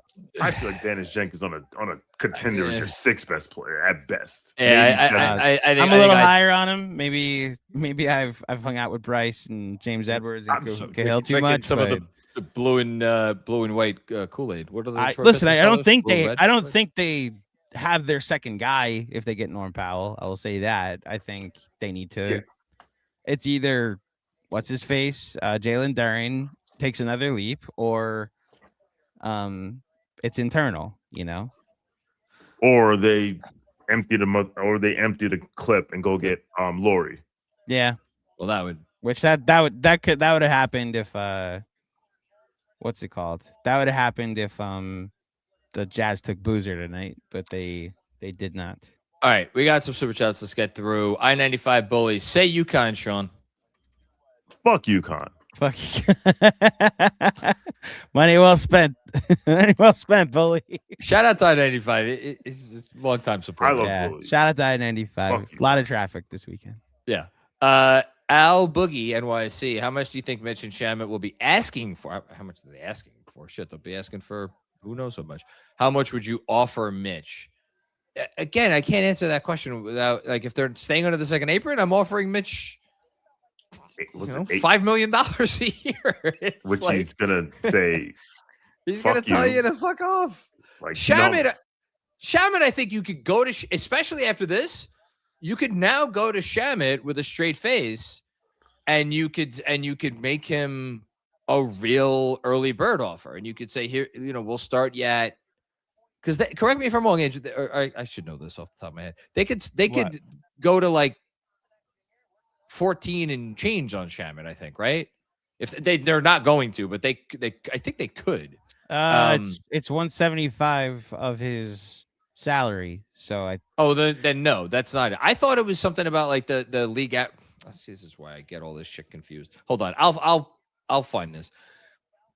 Put it whatever they could. They could at the very least offer Shamit the taxpayer mid level, and the taxpayer mid level is $6 million. Starts at $6 million. Now that's only a 2-year deal, which is not ideal, and I think Shamit's going to want more money. But I think his max raise, if it is 175 of his previous salary, then that gets you pretty close to $6 million. So you go to Shamit, you say we'll give you 3 fully guaranteed years with max raises, and that looks like something like 3 for 20. I think that's a real offer. It is a real offer. It's a real offer. It's a real offer. I'm of the mindset that, like, what happens if Cat gets hurt next year? Like, Ariel Hukporti then becomes, I mean, you might be fucked anyway, but like, there was a security blanket built in when Mitch played that, like, you had 20 minutes of Mitch on nights that Cat doesn't play. Like, you are going to need to replace Mitch with a backup center. Yes, I just don't know what you're going to find. Yeah. It's why I was high on Terrace Reed Jr. I thought a guy who played 4 years at UConn could step in and at least show what you give you the signs that you saw in Diawara this year. Yeah. And I think what I'm doing with Shamit is like, well, if Diawara takes another leap and can also be like the wing defender that we saw he was at times last year, then could you use the money you were going to use to get Landry Shamit back and bring a center in here? Well, you're so cash strapped at the moment. Now we're getting into sending out future assets, but if you're talking about using money to bring in a center, then go call up New Orleans and see what they want for Yves Missi. Missi, yeah, that's the guy. Fits the profile of what they like. So this kid from Spain is really young. He's got baby stuff, yeah. Hudzu, CYA, cover your ass in 2027 Summer League, Sergio. Kill it in Euros. I mean, I hope the guy has... See ya. See ya. There you go. Matty Heads. Matty Heads. What up, Matty? This man never plays for the Knicks. Matt, I hope you weren't in the building at Citi Field tonight. I hope you weren't there tonight. Oh, let me look at this score. Dog, they keep wasting my time with Kodai Senga. They keep, you know who homered in the second inning for the Cubs tonight? It'd be one Pete Crow Armstrong, former Mets #1 pick, who was a 24-game hitting streak and is right now the front runner for National League MVP. Oh, Cubs 9, Mets 6. Yeah, they lost. Matty, look, maybe he doesn't. If I had to bet on it right now, does he ever play for the Knicks? Probably not. But look, it's another trade asset. You know, it's a trade asset. Bingo. It ends up being an asset. Bronx Kicks for life. You knew we were stashing or trading player. Shake my head. Front office has earned the fine if you waited around for them to make a pick at 24 and you wanted them to make a pick. Shake your head. Front office has earned the benefit of the doubt that they know what they're doing. Yes. So because they won the fucking championship. Yeah, literally. This is what the front office would say to you. Apologies for the white balance, but this is what the front office would say to you. Scoreboard. You know, scoreboard. So Paul McFarlane, another comment like this. Let's be real. The Knicks were never making a pick. I mean, look, it's the money. Follow the money, right? Follow the money. Answer to all your questions is money. Tony, shout out Rokas Jokabitis. Still waiting for him. He might be waiting a while. But that's, hold on. So it was after trade with the Los Angeles Lakers. I'm going to do it. Can I do another super chat? Yeah, go ahead. JDM, Sergio will now join Knicks stash legends like Louis Labière and Rokas. Don't forget about Frederick Weiss, the most legendary stash of all. Oh, poor guy. That poor man should have never been picked in that spot. Never. It just told you how far along NBA scouting has come. Because back then it was like, Hey, Patrick Ewing's old. We need a center. This guy's tall. This Let's guy's draft tall. him. Like that's what hell? What a That's a large man. We're laughing. That was the That was the calculation. fucking process. that was the exactly process. Jesus. not this St. John's wing that Oh my goodness. eventually won defensive I player of mean, the year. look, they were fucked as an organization back then anyway. Ron Artest wouldn't make a difference, but Uptown Hoodie, curious regarding Leon's Moneyball scoring system. Does he consider first-round picks to be an inconvenience? Seems like he values free agency more than others. Well, he doesn't value free agency. I think he values trades, and he certainly has valued picks as currency over not just the Mikal Bridges trade, but many, many, many trades he has made. He values picks as currency, both in what he takes in and what he sends out.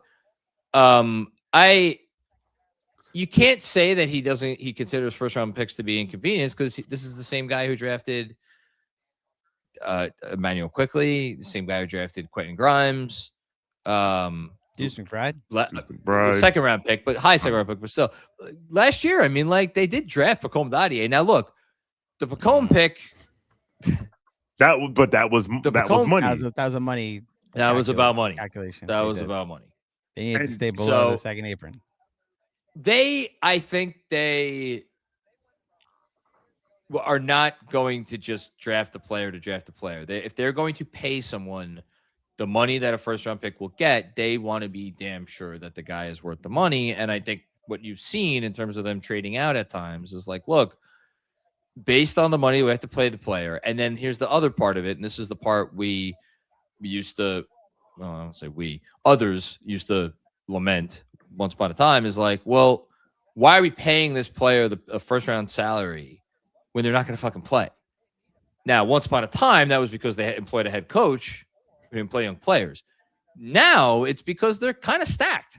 It's like that's it. And listen, that's the other part of this. Like Tyler Kolek's good. Tyler Kolek can't get on the court. Mohamed Diawara is good. Mohamed Diawara couldn't get on the court in the playoffs. Pacome Dadier, like who knows what Pacome Dadier is? Maybe Pacome Dadier is nothing. Maybe he's but like maybe after 2 years he is actually something. He's what is he? The 13th man. So you have all of these young players already in the system here, and there's not enough time for these guys. So to draft a guy in the first round, again, the thing is, and Andrew said it before, there was a Mitchell Robinson asterisk here. And I don't know how they're if they let him walk, how would they play?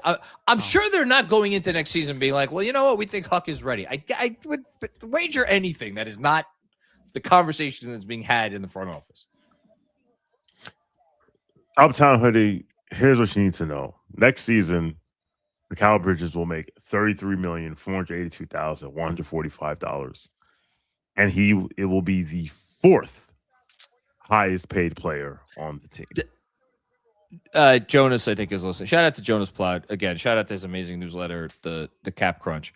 Shaman can make up to 105% of the estimated average player salary, which is, I think it's 12, and I don't know what the average salary is this year. It's an 8-figure number. It is a number that they are not going to pay him if they're staying below the second apron. So they could go up to whatever number they feel like they need to keep him and is under the second apron. And I would imagine they will try to do that. Thank you, Uptown Hoodie. Tony with another one. We'll get through these pretty quick because the first round's almost over, and I expect Tyler to be joining us somewhat soon. Deuce for Mamu, who says Mamu from Toronto. No. Why they trade? Why's Toronto trading him? Why are we trading Deuce? Which I don't think they do that. Deuce has shown you. I know he didn't finish the finals great.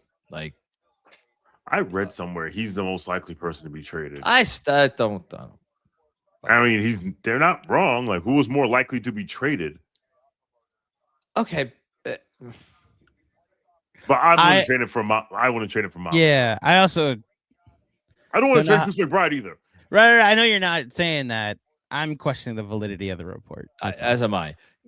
Deuce for Misi is at least a conversation that I'd be willing to engage in, because Misi is a guy who has shown real potential at this level, and the fucking Hornets can't get out of their own way.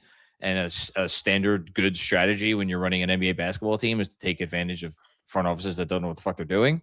So, but even that, I don't know that I'd love that. Trying my best. Is Jokic the only recent successful draft and stash? Did they even stash Jokic? I don't think he was a stash. He was just drafted in the second round. They didn't stash him. You gotta understand, draft and stashes are not basketball dependent. Like, they're stashing them for financial purposes, right? So a successful draft and stash is they saved money. So you could say Rokas was a successful draft and stash, you know? Weren't both bogeys draft and stashes? Maybe. Rubio's the most famous one I remember. Rubio's a great one. Yeah. I think because they took him with the 6th pick before Steph Curry and then said, we got Rubio. And then he came over 2 years later and wasn't Steph Curry. No disrespect. Yeah, Bojan was he was 3 years played overseas before he came over here. That was Bojan. Bogdan or Bojan? No, that was Bojan. Oh yeah, Bogdan was drafted in 2014. His first, he didn't come over until 2017. He came over 5 years later. My God, I forgot he was a king. First 3 years. Drafted 2014, came over 2017, 18. Matty Heads, I was not there. Praise the Lord. Amen. Also, John, yes, just go to the next one. You have to take it off the screen. Just like you could just switch it to the next one. So this is from Andre Dreyer, and he's correct. I gotta issue an apology, and it's partially because I don't consider Ohtani human, so I keep forgetting that anybody I think is the front runner for MVP in the National League does not exist, because Shohei Ohtani is gonna win it as long as he can walk. Andre Dreyer, Andrew, please, as long as Ohtani is hitting and pitching, he's the only front runner for NL MVP. I think we should just have an Ohtani award and then the NL MVP, because it's not fair. Okay. Whatever allows for PCA to finish second then, and maybe relief with some hard way. What were you going to say, Sean? Voter fatigue is a hell of a drug. That's all I'll say. He's gonna win it bro. He has a ERA under 1. You're not. Listen, I understand. It also isn't. Voter fatigue doesn't happen in baseball either. A catcher literally hit 60 home runs last year, and they were still like, "Oh, that's great. Aaron Judge is the American League MVP." Well, that's because he was, but right. And Ohtani, even if PCA has a 40-40 season, it would be like, "Oh, that's great. Ohtani's the MVP." I'm gonna hush. Not you, Sean. I'm talking hush. I know. Let's just make it sure. Thomas or Evans at 31. I'm satisfied. So 29, the pick is in. We don't know what the pick is yet, unless it's been reported on Twitter, and I don't see it. Evans and Thomas. It has been. Alex Caravan. It's so it's out the of other UConn. UConn guy. Yeah. So that means Thomas or Evans will be on the board. If Thomas is on the board at 31, based on everything that's been reported, I would guess that he will be the pick. All right. Well, if he's on the board, we'll see what happens. Also, clarification from Albie Square. Someone said this in the chat, but Jokic played in Serbia the year after he was drafted. I did not know that. I thought he played in the NBA the first year he was drafted. I thought he did too, so that's my bad too. Thanks, Albie. Brian, good call. Valderrama, New York Knicks not paying second apron tax; they're paying the Dolan tax. So I actually want to jump in here because I don't know if this is what you're implying, but to anybody out there under this misconception, if you go over the second apron, it does not impact how much tax you pay, other than every dollar over the luxury tax impacts how much you pay. And there are tiers that the further over the luxury tax you go, you pay more. But it is not as if you are a team that crosses the second apron, all of a sudden that your tax, you double your tax dollars or triple. That is not the case. It is purely a restriction of your ability to use certain team building mechanisms for a year or a couple of years. And then if you stay over it for multiple, I think it's 3 out of 5 years, then you get dinged with the stuff that, like, the frozen pick, and the pick goes to the end of the first round and all that shit. None of that happens in year one. Year one, it's like you can't dollar for aggregate a dollar salary. trades and Yeah, dollar for dollar, all that shit. Which is why everybody thought the Cavs weren't going to be able to make any trades this year. Guess what? They figured it out, and they went out of the apron, and they still made trades. So, anyway, that's that. Thank you, Brian. A couple more here. I know this gentleman. Nice seeing you on what was that, Thursday? Yeah, Thursday. Parade, Rich. What's up, Rich? I'd rather Sergio De Larrea pitch for the Mets in 5 days than Kodai Senga. Shout out Costas Papa Nicolou. I remember that name. Knicks in 5. Yeah. Definition of insanity is that I keep having to watch several different Mets. Is Kodai just I can't do a baseball discussion. We don't have a long one. Briefly, is Kodai Senga supposed to be good? He finished third in Rookie of the Year and top 5 in Cy Young his first season. Which was the Met? It was 4 years ago, so 2023. Okay. That year they went to the NLCS. He got hurt. But it was like, oh no, they lost their ace.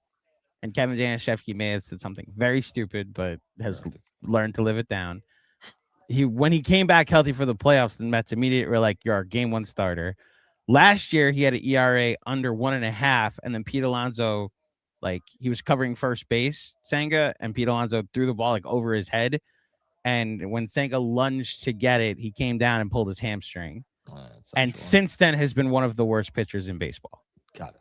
So that's where it's his career ERA is still under 3.5, but the last year and a half has largely inflated that.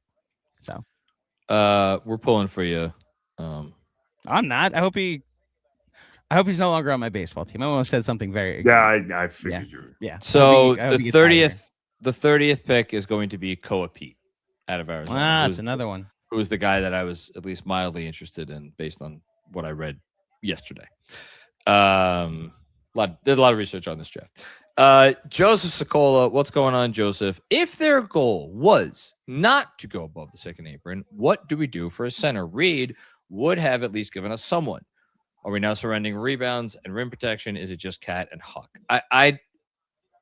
Joseph, please come back and throw this back in my face if this ends up being the case. I would be utterly shocked if they went into the next season with Karl Anthony Towns as the star. Well, not with Ariel Hukporti as the backup center. Yeah. I just, having watched this front office operate for years, there have been many times where we looked at the situation and we're like, what are they going to do? What are they going to do? What are they, including, by the way, 2 years ago when we're like, is Precious Achiuwa really going to be the starting center on opening night? And then they went out and traded for Karl Anthony Towns. Now, that was a unique situation. I love these. Oh, Shawn has the veteran. He's the Cup champions shirt. That's great. Shawn, I legit retired my Cup champions hat because we went and got this. I like that shirt though. I like that shirt. I actually like it better than the Ed Hardie championship jerseys that we have. I like the I like my Ed Hardie champion shirt because I got it for $10 on Church Street on Thursday. There you go. Man, I paid a lot more than that at the team store. Front offices earn the benefit of the doubt. That's all. I understand. Like Joseph, you bring up valid concerns. Front offices earn the benefit. Now, in fairness, if we're sitting there and checking in midway through the first quarter on opening night is Andre Drummond, then I'm not going to be too happy. Yeah, but who cares? Yabu played how much last year? It's the 82 game seasons for data collection. What did you say, Shawn? It's funny you bring up Biyombo because I was looking at free agent. I didn't bring centers. up Biyombo. I brought up Andre. Drummond. I'm looking at free agent centers next year. This summer, and ooh boy. Although Mamu's actually a free agent. He's a player option. What's so we don't have to trade for him. $2.8 million. Yeah, I'm not 1,000% against Mamu as a backup center option. I'm against trading Deuce McBride for him. Is the thing? Apparently, we wouldn't have to. Right. We might not have to. Listen, is he willing to take the again? They may, if they're gonna stay under the second apron, they can use the mini mid level. It's about whether they can then still fill out the rest of the roster and still be able to and make it work. I think the math checks out, but if they use the mini mid level on Mamu, then Shamet goodbye because there's not enough money. Dom Cappuccini, is it fair to say that any center left over now is at best a number 3 behind Cat? I mean, basically what you're asking is if they get a center here in the day 2 of the draft, is that player going to be better than Huck Porty? I mean, Henry, I don't even know how to pronounce this person's name. Visar out of North Carolina. Henry Vesar. Mm-hmm. I've seen him. I saw him mocked to the Knicks at 24 leading up to tonight. I don't know if he's any good, but he's a center. I don't know. Maddie with another one. First draft of my life where I really don't care who they take. Knicks in 4 till it's not. Back to back incoming. This is the way. We don't have to piss our pants about the draft anymore. Yeah, they'll figure it out. I'm not stressing.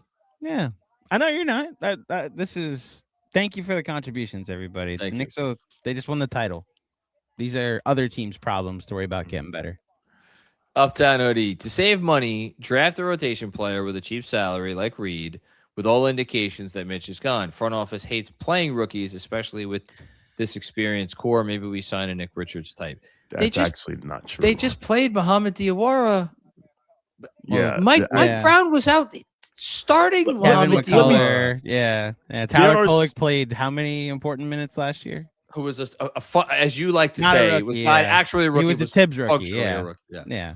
There are certain people who just overvalue young players, and they see young players, they believe, because you know what it is. Every year there is a young player who comes out of nowhere. I call it the Jaime Jaquez corollary, and it's like, why did we take Jaime Jaquez? But no, because no one saw Jaime Jaquez come. And it's cool to have the guy that's a young guy that just plays over his head out the gate. Guess what? The Knicks won the championship last year. Yeah. So maybe I don't think they hate playing rookies because, to your point, Mo Diawara played. So I forgot about they're doing something right. I forgot about Nick Richards. I don't hate the idea of Nick Richards. Nick Richards, listen, that's a guy who, if they got Nick Richards on the veteran minimum, that's like, if that's their breaking case for emergency, that's a good one. You can do worse than Nick Richards. It's a fine backup center. Yeah. Now, counting on Nick Richards in the playoffs, but maybe not. By then, you have options you have time to decide whether or not he's good enough to play in the playoffs, like the Knicks did with Alvarado. Like they figured they needed a better backup point guard. JDM, why not trade the pick for future seconds? Maybe they actually like this kid. Or you don't have to. Well, maybe nobody wanted to trade for that, so maybe that deal wasn't there. And again, I got a text immediately like, I like this kid, that he's a player. So maybe he'll show something in the summer league and then he becomes an asset, like Rokas was. Hush with one last one. What finals MVP are we drafting tomorrow? I love this. That's great energy from Oh, wait a minute. Hush. Chat is saying that we have traded the Sergio kid. You're kidding me. Where and what did they get back? Dallas. Have traded for Koa Peat.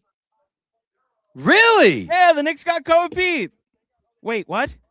And the Knicks traded Koa Peat to the Suns. My goodness. Wait a minute. Hold on. It is amazing. What's the? Hold on. JDM's super chat. Why not trade the pick for future seconds? Well, you might have got your wish. All right. So Shams just tweeted. New York has traded the 25th pick, Sergio De Larrea, to the Dallas Mavericks for number 30, Koa Peat, and 2 second-round picks. So they got 2 second-round picks. And then the Knicks traded Pete to the Suns. Okay, I'm done reading. I'm sorry. For 3 rounders. That's probably for 3 rounders. So the third rounders. And cash. So Knicks move out of the first round, pick up 3 seconds and cash. Hold on here. That's exactly how I thought this was. That is a Brock Aller special. That is exactly how I thought it would go. There, they get 3 second rounders. I'm gonna tell Tyler he has to have to come on. Well, hold on. I want to. John, it's very simple. Who cares? They took the player. They got 2 seconds. Then they took that player, and then they got more. They got another second. So now they have 3 second round picks. Okay. those future seconds, the Mavericks will acquire 47 and 2 future second-round picks for 30. Phoenix is 2029 and Phoenix is 2033. So those picks are now going to the Knicks. Phoenix is 2029 and Phoenix is 2033. Sure. So did they have? Are you reading the exact details? So I'm trying to figure this out because Mark Stein tweeted out the Mavericks will acquire 47 and 2 future second-round picks for 30. Sham said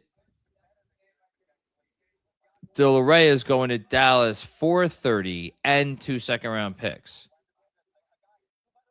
My brain is a little broken. So Shams says, I know what Sham says. I'm reading the tweet. You're talking about Stein. All right, be quiet. Thank you, Tim Legler, and come on the pod, but be quiet. The Mavericks will acquire number 47 and 2 future second-round picks for number 30. So they got 3 seconds for 25. Yeah. And after they just traded 2 for Alvarado, that's actually like. This is what this front office does. This is what they do. They stash seconds. They stack seconds. Stack and stash. Yeah, stack and stash. Because they come in handy when you need to trade for guys at the deadline. All right. This is exactly how I think a lot of us thought Brock Aller was going to operate tonight. I got excited for half a second that they were going to get Koa Peat. Yeah. Who I've never seen play basketball. And then the rest of the tweet got read. Yeah. All right. I get to update. So you're telling Tyler not to come on? Well, do you want to talk to him after he just did a full 30 rounds on? I was literally gonna ask his opinion for the top of the second round if he has someone that he like, who would he pick if he was taken at the top of the second round? But if it's up to you. Bryce gave me 5 names yesterday. Like they're time stamped in the preview. Okay. I will post clips tomorrow of guys that haven't been. So said. if you want to let Tyler off the hook, let Tyler off the hook. Thank you, Tyler. All right. Did you get to the right angles super chat? No. So you start from there. Okay. I'll do this, and then I have to update the graphic that now no longer matters. It's so funny. The right angle. Please remind the chat that we won the chip 10 days ago. Dudes are crashing out over a pick like it's 2017. Leon earned our trust. Offseason just started. Thank you. The right angle. Thank you. I can't even pretend to get worked up about that. Like, I don't give a fuck. Look, here's where the trust comes in. The trust comes in where you can't look at this like, because the Knicks have done this a lot, obviously. Where they've moved and this and that and the other thing. It's not that they have a perfect track record. They traded out of they had AJ Mitchell on their roster, on their team, and they traded him away immediately after trading. So it's not like they're perfect, but they have their evaluation process. It is not all about money. If they think a player is worth taking, they'll take the player. And they have taken players. See Mohamed Diawara. You know, it's just they got to believe in the player, and evidently they didn't believe in anyone. JDM hashtag Brock Hard for Aller always, and then Jason M. I am happy now. Add assets, draft, and stash made 0 sense. Yeah. Can I tell my Becky Hammond story now? Okay.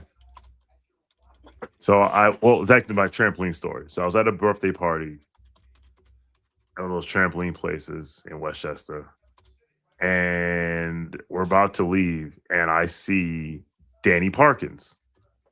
And for those who don't know, Danny Parkins basically picked against the Knicks every round. He's on first things first. First things first, yeah.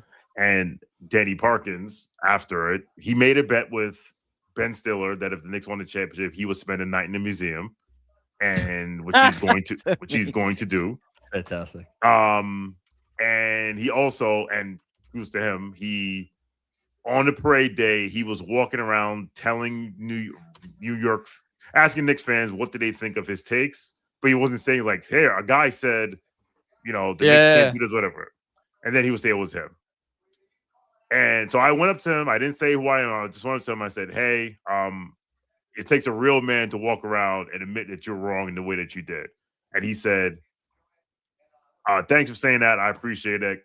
You guys deserve the championship. Hey, I said thank you. That was nice. That is nice. Sounds like a stand-up guy. Yeah, he gets it. No, Yes. this is so fun. I say to you say know? this. Becky, was that so hard? Yeah, seriously. Once she said I was wrong, I was like, oh, okay, that's all I wanted. Makes it 5. Go back to your Hall of Fame coaching career. Like Stephen A said I was wrong. Draymond Green said I was wrong. Paul Pierce said I was wrong. Danny Parker said I was wrong. Shout out to Nick Wright, because Nick Wright halfway through the Philly series is like, yo, these dudes are winning the championship. I was wrong. Like, he figured out me. Just like, hey, I was wrong. I was wrong. It's okay. So Don't apologize for having an opinion. And shout out to DJ, because he tweeted us like, ask her to apologize is stupid. Like, don't ask people to apologize. I was wrong. Yeah. I never understood the apology thing. I didn't know people were asking her to apologize. There's always. I guess Draymond apologized. So. Oh, did he? Yeah, Well, like when after game. What was it? He Game apologized 4? to Brunson. He it was either game 4 or game 2. He apologized to Jalen Brunson, basically for saying the same thing that Becky Hammond said. And then I was like, all right, you need to do that. But I guess player to player, contemporary to contemporary, he felt like he needed to, right? The Hammond thing was just like, you said one thing, just say you were wrong. Don't say history was wrong. You were wrong. The end. So, all right. You know? Shams amended the tweet. Yes. Because he had a typo in the first one. Well, yeah, but it. He still has a typo in here. So, So 3 rounders. If you believe this, they have picked up 5 second rounders. I'm going to just read the tweet. Sergio, he traded 25 Sergio De Larrea to the Dallas Mavericks for 30 Koa Peat and 2 second-round picks. And then the Knicks traded Pete to the Suns for 3 second-rounders in cash. So the Knicks moved out of the first round, pick up 5 seconds in cash. I mean, that's fucking. Right. If that's the case, man. Bravo. That's fucking awesome. That's awesome. I mean, I hope some of these seconds have a chance to be decent.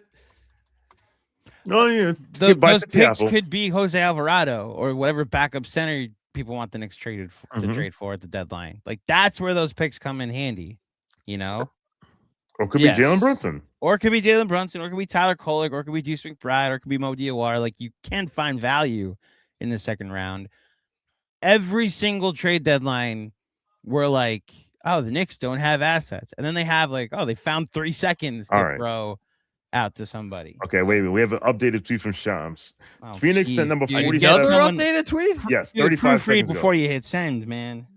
Phoenix sent 47 among the 3 second rounders to New York, sources said. So the Knicks now add that 47 pick to numbers 31 and 55 on Wednesday night. The champion Knicks are now on the clock, and per sources, they have already received offers of future draft assets for number 31 and intend to move the pick prior to the start of night 2 of the draft. Where is that tweet? He retweeted it. He retweeted his tweet. It's literally a minute ago. I had to close the app and reopen it because I was hitting refresh and it wasn't showing up. Bagley confirms 5 seconds in cash. Yeah, good. It was about to be 7. Which is because they're about to trade 31 for 3 seconds. That's amazing. Listen, I just got to see the commissioner say, and with the something picking a draft, the world champion New York Knicks select. That's the only reason I came on this thing. I just want to see that. That felt good. That felt good. And the party they threw at Barclays Center with the confetti. Listen, congrats to the Nets. Confetti was dropped in their building, and it wasn't for the Liberty. Yeah. A couple more super chats, and we're gonna get out of here. I talked to Tyler. He agreed. Yeah, he thanked us for thinking of him. Yeah, of course. Paul McFarland, like I said earlier, we were never making a pick. Paul, smart man, and then Hush, restocking our assets for Ant in 2028. I see it now. The Knicks have traded for Anthony Edwards for 37 second-round picks. Yep, there you go. Exactly what they want. It's where it's at. All right. Final thoughts. Shout out to we have 5,400 people watching us right now. There you go. Phoenix has sent. Oh, it's the same thing. Oh no, there you go. Shams just tweeted out. Phoenix sent number 47 among the 3 seconds. Oh, never mind. He that's just, a tweet I read. just proofread before you hit send. It's just it's not. He's going 1,000 miles. Rough an hour. night. Shams. All right, go ahead. I love the 3 rounders. I wish I would have taken The a picture 3 of that. rounders. Yeah. That was good. Knocked out in the 3 round. He's still here. I'll screenshot it. What was the last year the NBA draft had a 3rd round? 1988. I'm just gonna. Are you actually asking that? Like, or is that a question? I don't What was the last year the NBA draft had 3 rounds? Let's see what Google has for me. It's between 87 and 92. 1988. Well done, Sean. Hey, Good job that by was you. a shot in the dark. Speaking Yeah. of drafts, Well, I have one more thought, but what are you gonna say? I have a trivia question for you guys. So go have your please. thought. Do your thought, John. My thought is, who they take in the 2nd round, may be partially dependent on how much if they are able to get someone to sign for the minimum.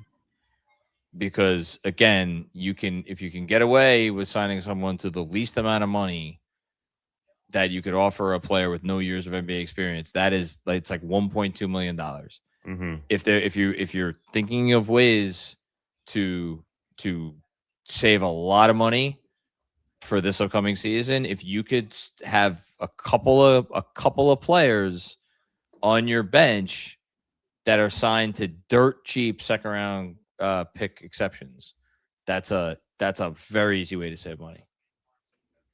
So something to consider. Yeah, if they're in the money saving business.